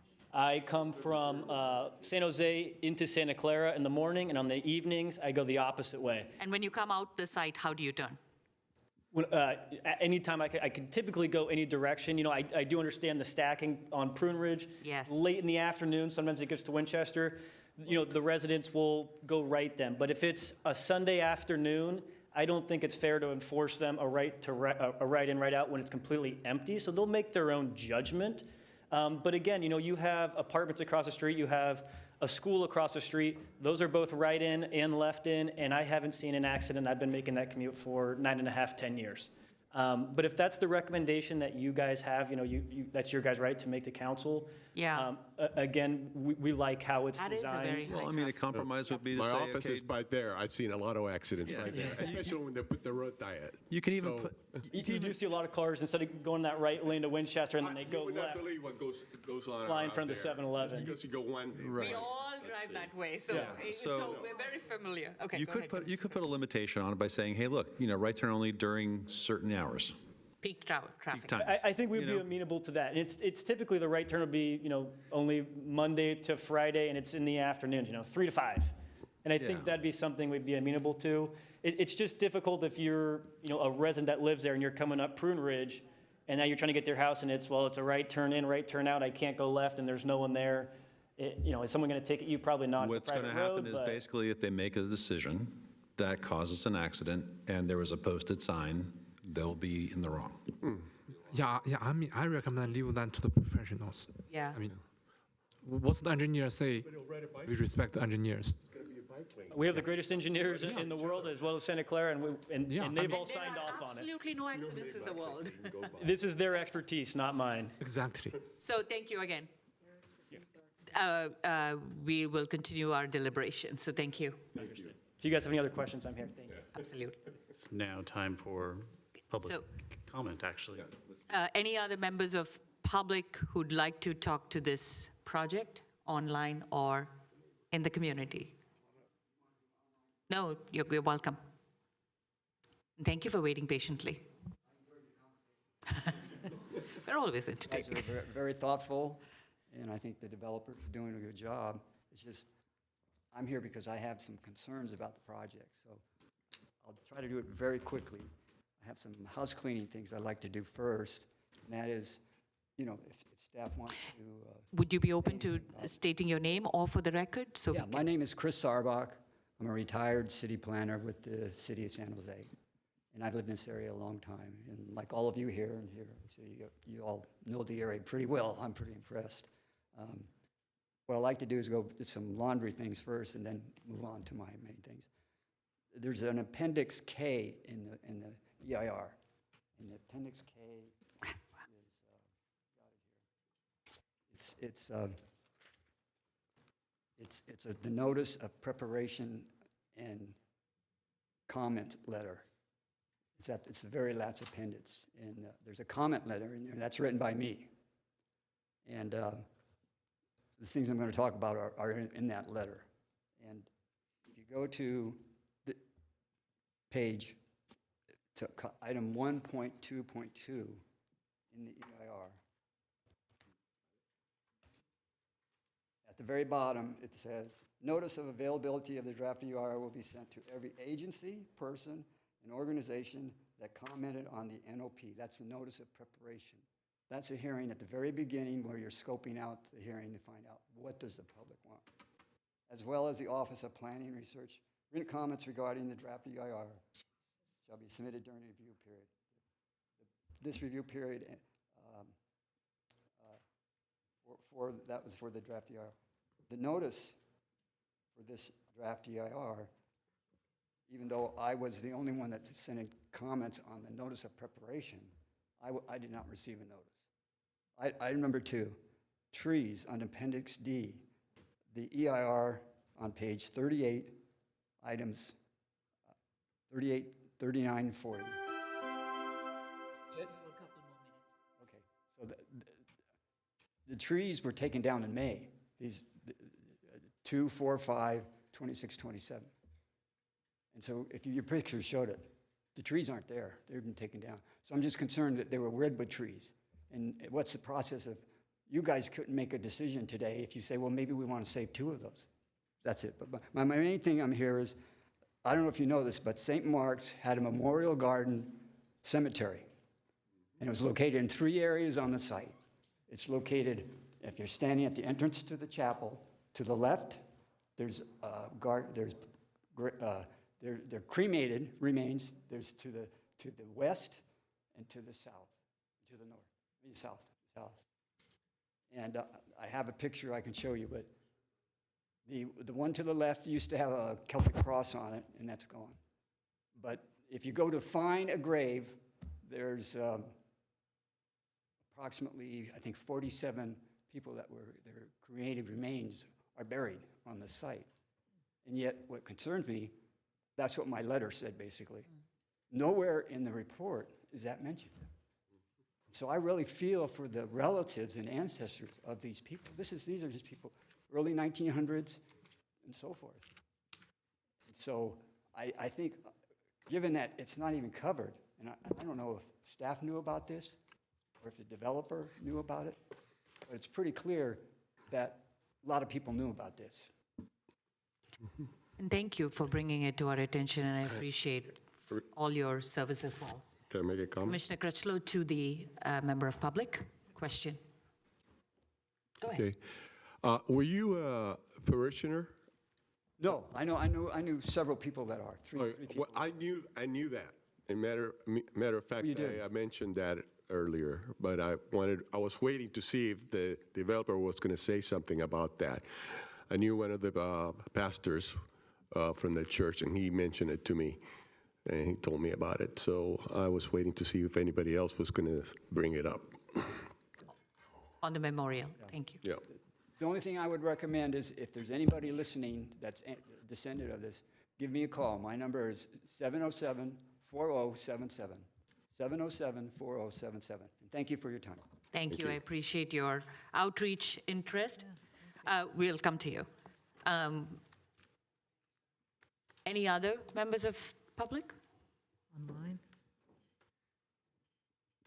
No, online. We'll go to close the public comment, and then we'll go into deliberation, and the applicant will have a rebuttal ability. So Technically, we'll need the rebuttal before you before the make closing. the motion to Got it. Okay. You're welcome to come and give all the rebuttals. And you get 5 minutes. Thank you very much for your comments this evening. I wouldn't call it a rebuttal. I just want to kind of address what you had said. So, the 2 things that I heard were the trees and the cremated remains. So the trees that had been removed, that was essentially right as we purchased the property, and it was actually Silicon Valley Power that came by and removed them because they were dying trees, apparently, that were affecting the power lines.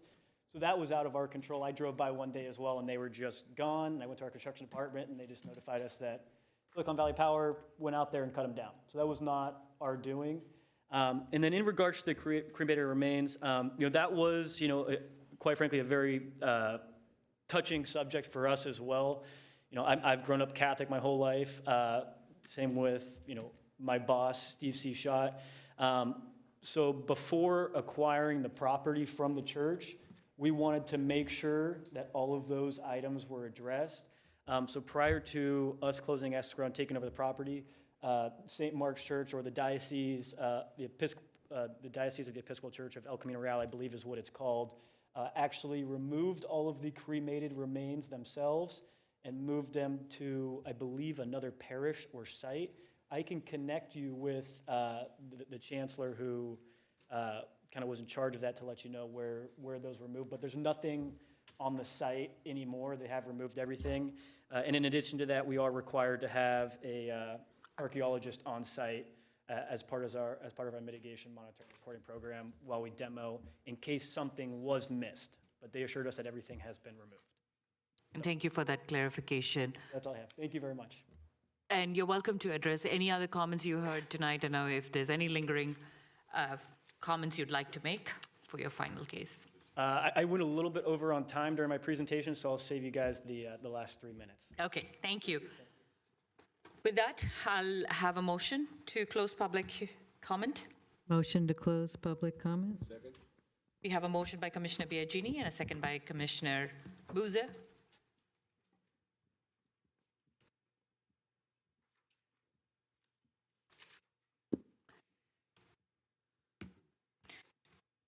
And I'll start the deliberations with some of my thoughts just on this project, and then I'll open this again for our comments on it. So thank you again to the applicant.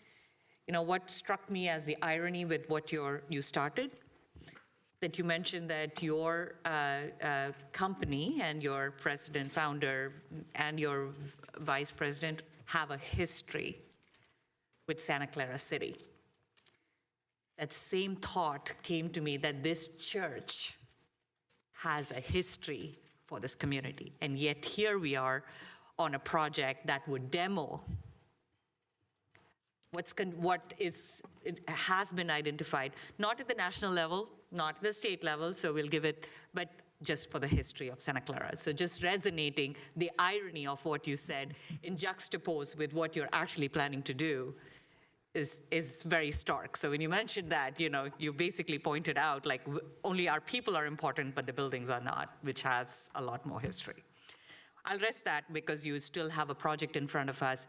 And from where I have understood the project impacts to be, we need the housing. So thank you again for bringing up small, but every drop counts in this moment. 3 million plus. So yes, we are getting to a point of where we are. That's how California is. So no amount of housing that we add ever seems to diminish the true intention of trying to bring more housing supply such that the demand goes down and such that the affordability goes up. We're not still there.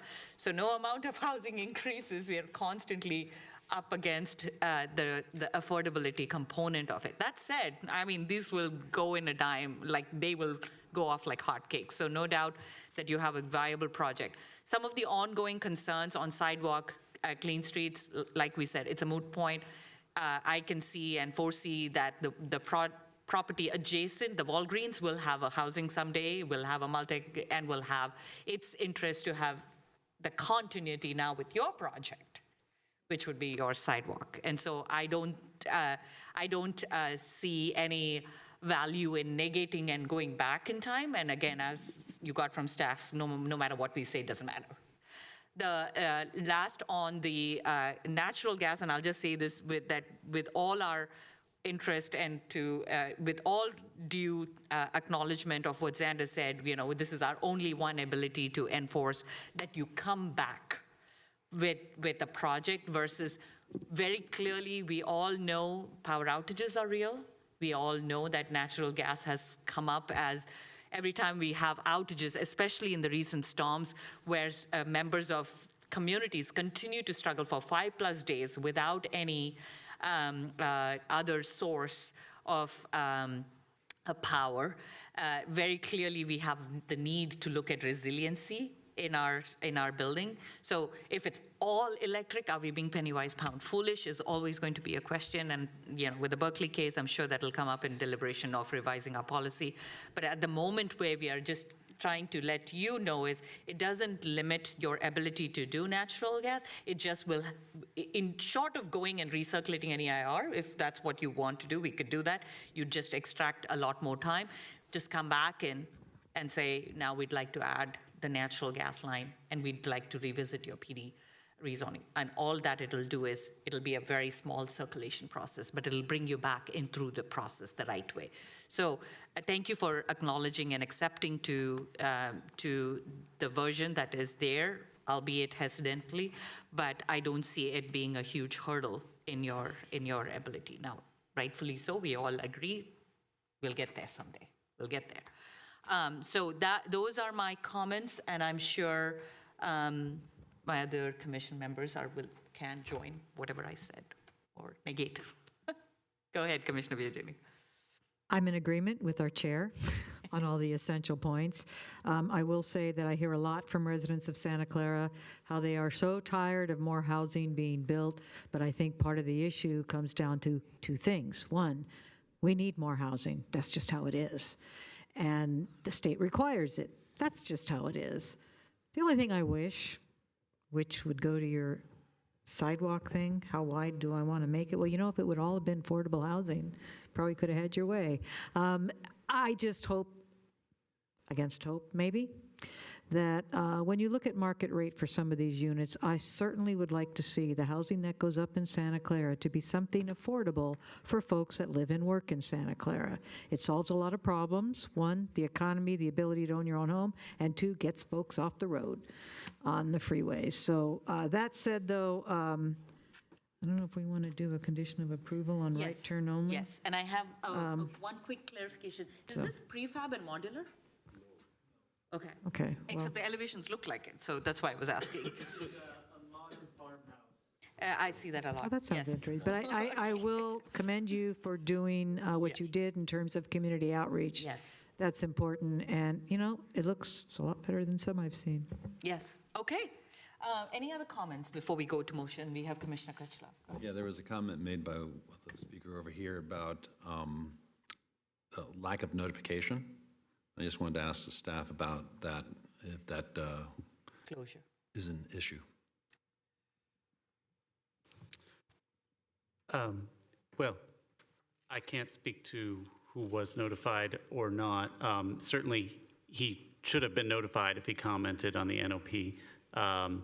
With CEQA, when it comes to lack of notification, we look at whether there's prejudicial error, whether the commenter would have submitted comments that he wasn't given an opportunity to submit. As a result, we didn't respond to the comments. As a result, that affected the outcome. It sounds like this gentleman has now had an opportunity to make all his comments, and I believe they've been addressed. So in this particular case, I don't think it presents any hazard to the city from a legal standpoint, but it's regrettable if he was supposed to be notified and he wasn't. I mean, we certainly want to encourage public participation in the CEQA process. So I don't handle the noticing. I don't know who was or wasn't notified, but it's regrettable, but not prejudicial in this case, it sounds like. So if I may direct it to the... Yes. Do you feel that you've had your case resolved here, the issues that you brought up, or is the lack of notification still something you want to say should have happened?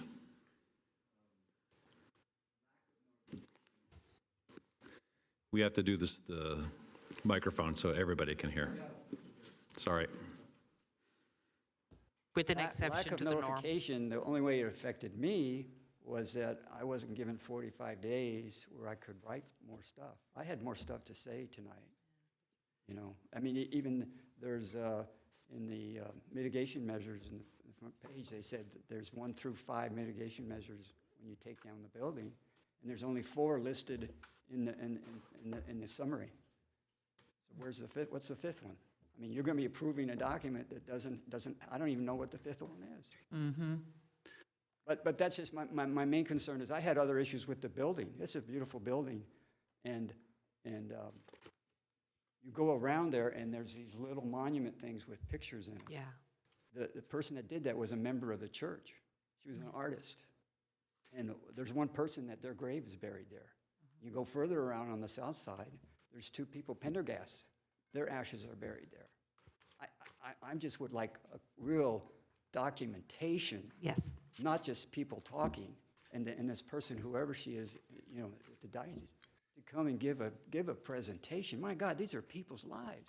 And then I'm thinking, if someone were to buy this and later on find out, hey, there were human remains here, there's a lot of people that are going to say, somebody should have told me that.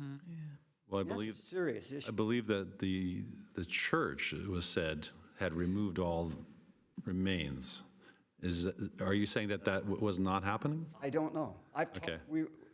So we would need the They've church talked to some people that are older, and they said they're just going to build right over it.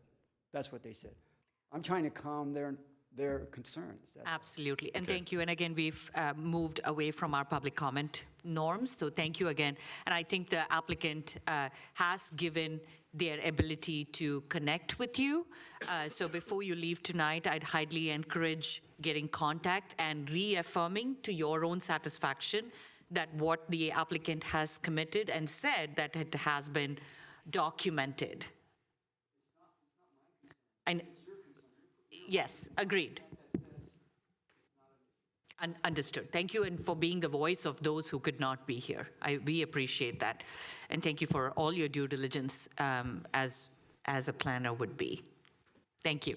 So, well, what I would like to ask is when we talk, not make this motion and such, one of the things that we do put in there is that we get some kind of letter or certification from the church who, it was said they made sure all the remains were removed, that would be part of this Agreed. to go to City Council. Agreed. And so where I'm sensing that this becomes almost a new condition of approval would be that there is documentation on the individuals who have been buried or have any form of remains associated with this property as well as the church in a documented effort such that we have in our records that we have validated. And we can also get in that the contact information of where the location is and who will have that information. So some long-lost people who could not be heard, do not know that this is happening, comes to us. The city has a resource with its condition that the applicant provides the future location identification of this. Go ahead, Commissioner Bhatnagar. So as following up your comments and also comments of our colleague here, Commissioner Kachlo, I think our city attorney mentioned, assistant attorney mentioned that the NOP, people who participated in the NOP stage, the document says that they would be notified of subsequent activities, and that's done, except he didn't get notified. Is there a procedure that the city maintains when such notification is sent out of a list of people that they did notify? Yes. We have the mailing list of addresses from which the notice was sent to. Okay. Maybe he lives outside the boundary, and maybe the project notification online, we can't track to what could have, should have, would have happened. Yeah. What distance we're doing it again? The Southland fee, 500 feet? What are we doing again? 1,000. Okay. Helpful if we knew his address. But it's not a boundary in this case, it's simply he interest. commented on the NOP, so he would have been on our list. He should have been sent Right. Yes. notification, so it's strange that he didn't receive it. And I'm just trying to understand that there may be other people who commented on the NOP and did not get notified. So I'm just trying to see what that gap is. Is it something that we are managing and this is an exception, or something we are not managing and this is actually the rule? My perception is that it's typically very well managed. So I don't know what happened in this case. Politically correct If he answer. provides his address to staff after the meeting, we'll be happy to look at the full list of who was provided notice, and we'll Yes. try and get to the bottom of this. Legally, we do need to respond to all comments that are received, even after the end of the comment period. He can still provide additional comments prior to or even at the city council meeting on this project. So the window hasn't closed completely for him to provide additional comments should he desire to do so. That meeting's not for several weeks, so he Yes. still has some time to review the document, provide additional comments.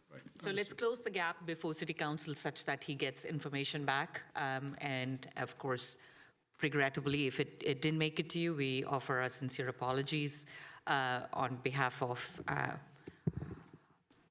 our city.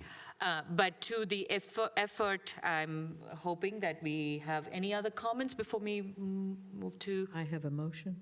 Okay, and I would like to make sure that the motion addresses the 3 areas in addition to the existing conditions as is. One is if there is an opportunity for any signage that can be on the property on peak hour traffic, turnaround, or a validation of some sort from the HOA to their residents that they cannot block traffic. That's, and I think the others were? The letter from the church. Letter from church, thank you, yes, Confirming, yes. Were there anything else that, okay, I think. And I'm ready. Okay, let's go. So we take these motions separately, but before I make the first one, Xander, if you could help me, where should I put the additional conditions of approval, under 1, 2, or 3? Or make it a number 4? Right, I would recommend you would include it with the rezone resolution, the second of the 3 motions. All right, well then I'll start with the first one. Move to recommend that we adopt a resolution recommending the city council certify the environmental impact report and adopt the CEQA findings, statement of overriding considerations, and mitigation monitoring and reporting program for the 1957 Prune Ridge Avenue residential project, which also includes, well, no, yeah, we'll leave it That's at it. that. I'll do the conditions of approval next. Yeah, so we have a motion. Is there a second for Second. the EIR? Go ahead, second. We have a motion by Commissioner Biagini and second by Commissioner Crutchlow.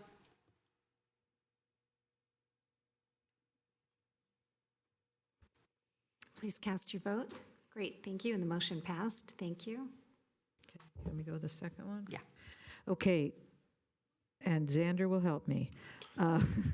Motion to recommend adopting a resolution recommending the city council approve a rezoning of the project site from public, quasi-public, and public park or recommendation, B, to plan development, PD, to allow construction of residential development consisting of 22 detached 2-story residences with attached and detached garages, landscaping, and on- and off-site improvements, subject to conditions of approval, which will also include signage for right turn only exits during peak hours, and another condition of approval, that there is a letter from the church documenting what happened with the remains.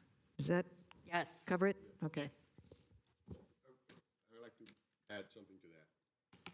Or any of the remains were scattered and in the property instead of just put in the box.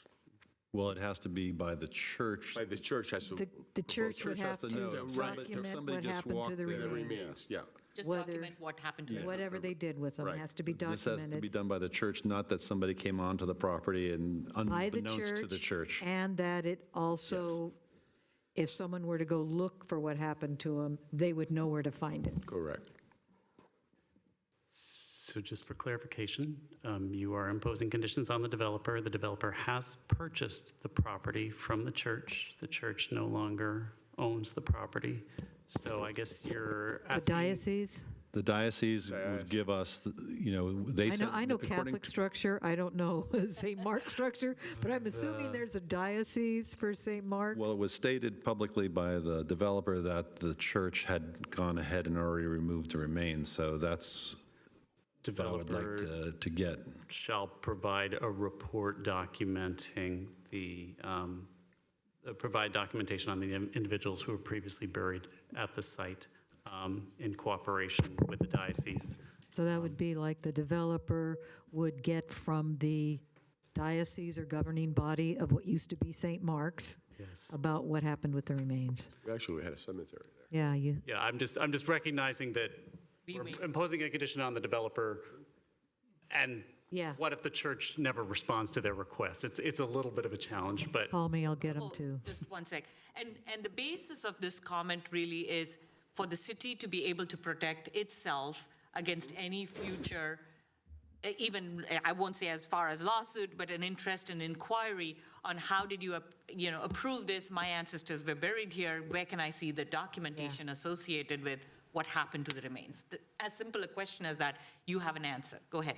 Yeah, so my only concern, and the assistant city attorney kind of just brought this up, is, so they told us, I believe it was verbally, they might have had it in an email, and maybe I could track it down, but let's say I don't have it in writing, and I go reach out to them, and they don't provide it for whatever reason. I mean, this is essentially the reason why we have the mitigation for the archaeologist to be on site.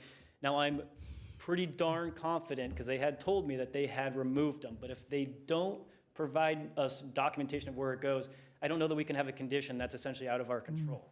Well, due diligence to get one. Your control. I would say due Hold on. diligence. Remember, we recommend city council is the one that actually passes it. I understand So the condition that we're putting, the city council can say, we're going to waive that condition. I understand. And my goal is to get something in writing Right. for this, before the city council meeting. I'm just saying if I can't, Then you make your case Then to you make city your case to council. I understand. Right, I just wanted to address that. Understood. Okay. Completely Thank you, understood. we understood. the developer shall provide documentation and use reasonable efforts to the satisfaction of the Director of Community Development to document the location of the remains that were previously removed. Yes, There you go. that suffices. Thank So- you for being So the director will determine whether or not they've met the condition. sufficiently You're good, made an Xander. effort. You're good, that Xander, effect. thank you. He does it for a living. Thank you. And to your, thank you for being here. So with that, we have added something that nobody else can speak to. Thank you.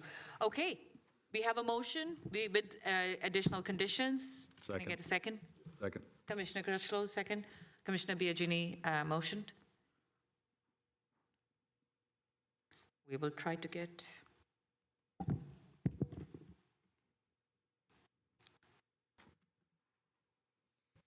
Okay.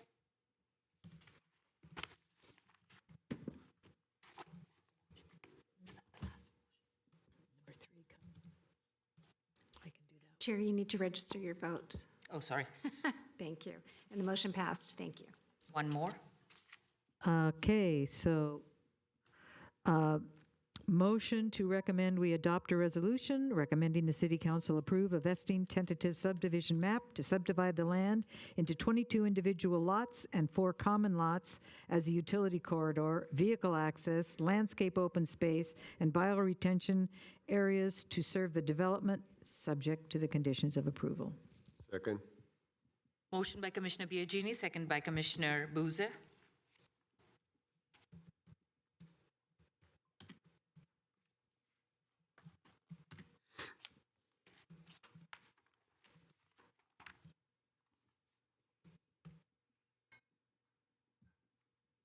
Great, thank you. The motion passed. Thank you. Thank you again to all staff and commission, and congratulations to the applicant. From where we see, most of whatever you have is still in a very, very positive, and your conditions can be relatively easily addressed. Thank you for being here, and welcome to our city again. Moving to the next order of items, reports of commission. Does anybody need a break, or can we move because Commissioner Biagini needs to? Okay. Reports of commission, board, liaison, and committee. Any announcements, other items? From something that we need to? Okay, we don't have any announcement. Commissioner travel and training reports, request to attend trainings, staff? Well, you'll see at the dais, you all have your ticket for the State of the Valley event. Thank you. And that is on, Friday, March 1st? You have it in front of you, so I'm sorry. So that's in person for all of you, so you have your ticket. And that's it from me. Was this sent as a email with an attachment so that we can keep the QR code on our phone? Or? It comes take to a me picture. because it's registered, actually, I'm sorry, what? We all said, take a picture. Yeah, it is through Eventbrite, and it's kind of difficult. I'm the one who has the account, so I would have loved to have just forwarded it to you, but you could not have logged in. So I'm happy to help you however you need, but if you could take a picture, that's fantastic. Thank you. Thank you. Moving to the community development reports, budget updates, and I think there's definitely a budget update from our recent reservations. Yes, there is. As far as your budget, we did a lot of the registration already for the upcoming National APA Conference. So for this month, we spent about $3,700 for registration, airfare, hotel, for Commissioner Cherukuru and Commissioner Biagini. And then Commissioner Salame, the virtual attendance is $350. So your remaining balance is approximately $11,200. And I still need to book Commissioner Biagini's flight, and that's approximately $400. Thank you very much, Elizabeth, for that very, very personal effort to help us get to this conference. Hopefully, we all gain something out of it. Upcoming agenda items. Okay. Okay, so at our next meeting, we will have your continued item from last time, the Bowers Data Center, so that'll be coming back to you at our March 6th meeting. I have that right? Yes. And then I believe there might be one other item on that agenda. Is that going? Yes? Possibly a zoning code ordinance cleanup will also be on that agenda, as well as another SPA on a historic property. Any on housing Madison element Street. update? Not on March 6th. Okay. City council actions? Hold on, can I ask? Oh, yeah, sure. When it comes to putting things on the agenda, if we have something that we would like to recommend, at what time do we do that?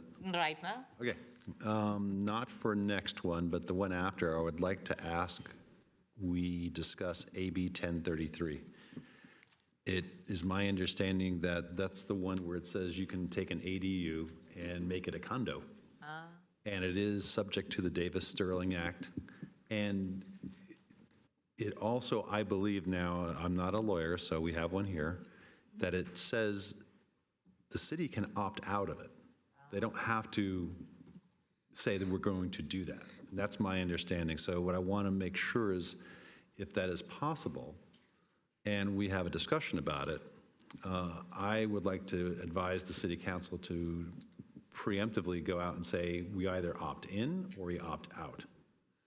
That's a great topic. Thank you for bringing that in. I'm sure. I have a lot of scars from Davis-Sterling Act to Okay. prove the problems with doing it on Whatever we can opt ADU. out, let's go for it. Okay. City council. We will, staff and I will coordinate getting that on either the next agenda or an agenda soon after that, depending on workload. But So if I may, not the next one, but the one after, if that's okay. which April- is, Well, there's possibly a special meeting on March 27th, and then, or April 3rd. April And then, 3rd would be one after fine. that, regular schedule is April 24th. That's fine. I don't think anybody's going to jump at the chance to get a ADU condo committee going right at this point. and spoiler alert, AB 1033 authorizes cities, but does not require them to allow that. So I believe your understanding of the bill is accurate, but we will have a more robust discussion at that meeting. Nice. I'll end at that point. I'm ahead. City council actions, anything to report? Yes, so at last evening's city council hearing, the council did approve a tentative map, which the planning commission did make a positive recommendation on, and this is for the 198-unit residential tower in the Tasman East area on Lafayette. And they Nice. accepted the planning condition to encourage the use of labor. I've forgotten all the terminology already, but they accepted your recommendation on that. Oh, Good. Correct, thank you. very progressive. Thank you. If nothing else, I'd like to let Commissioner Biagini as well, and the meeting is adjourned at 8:21 Thank you. by consensus vote. Consented, or consensus.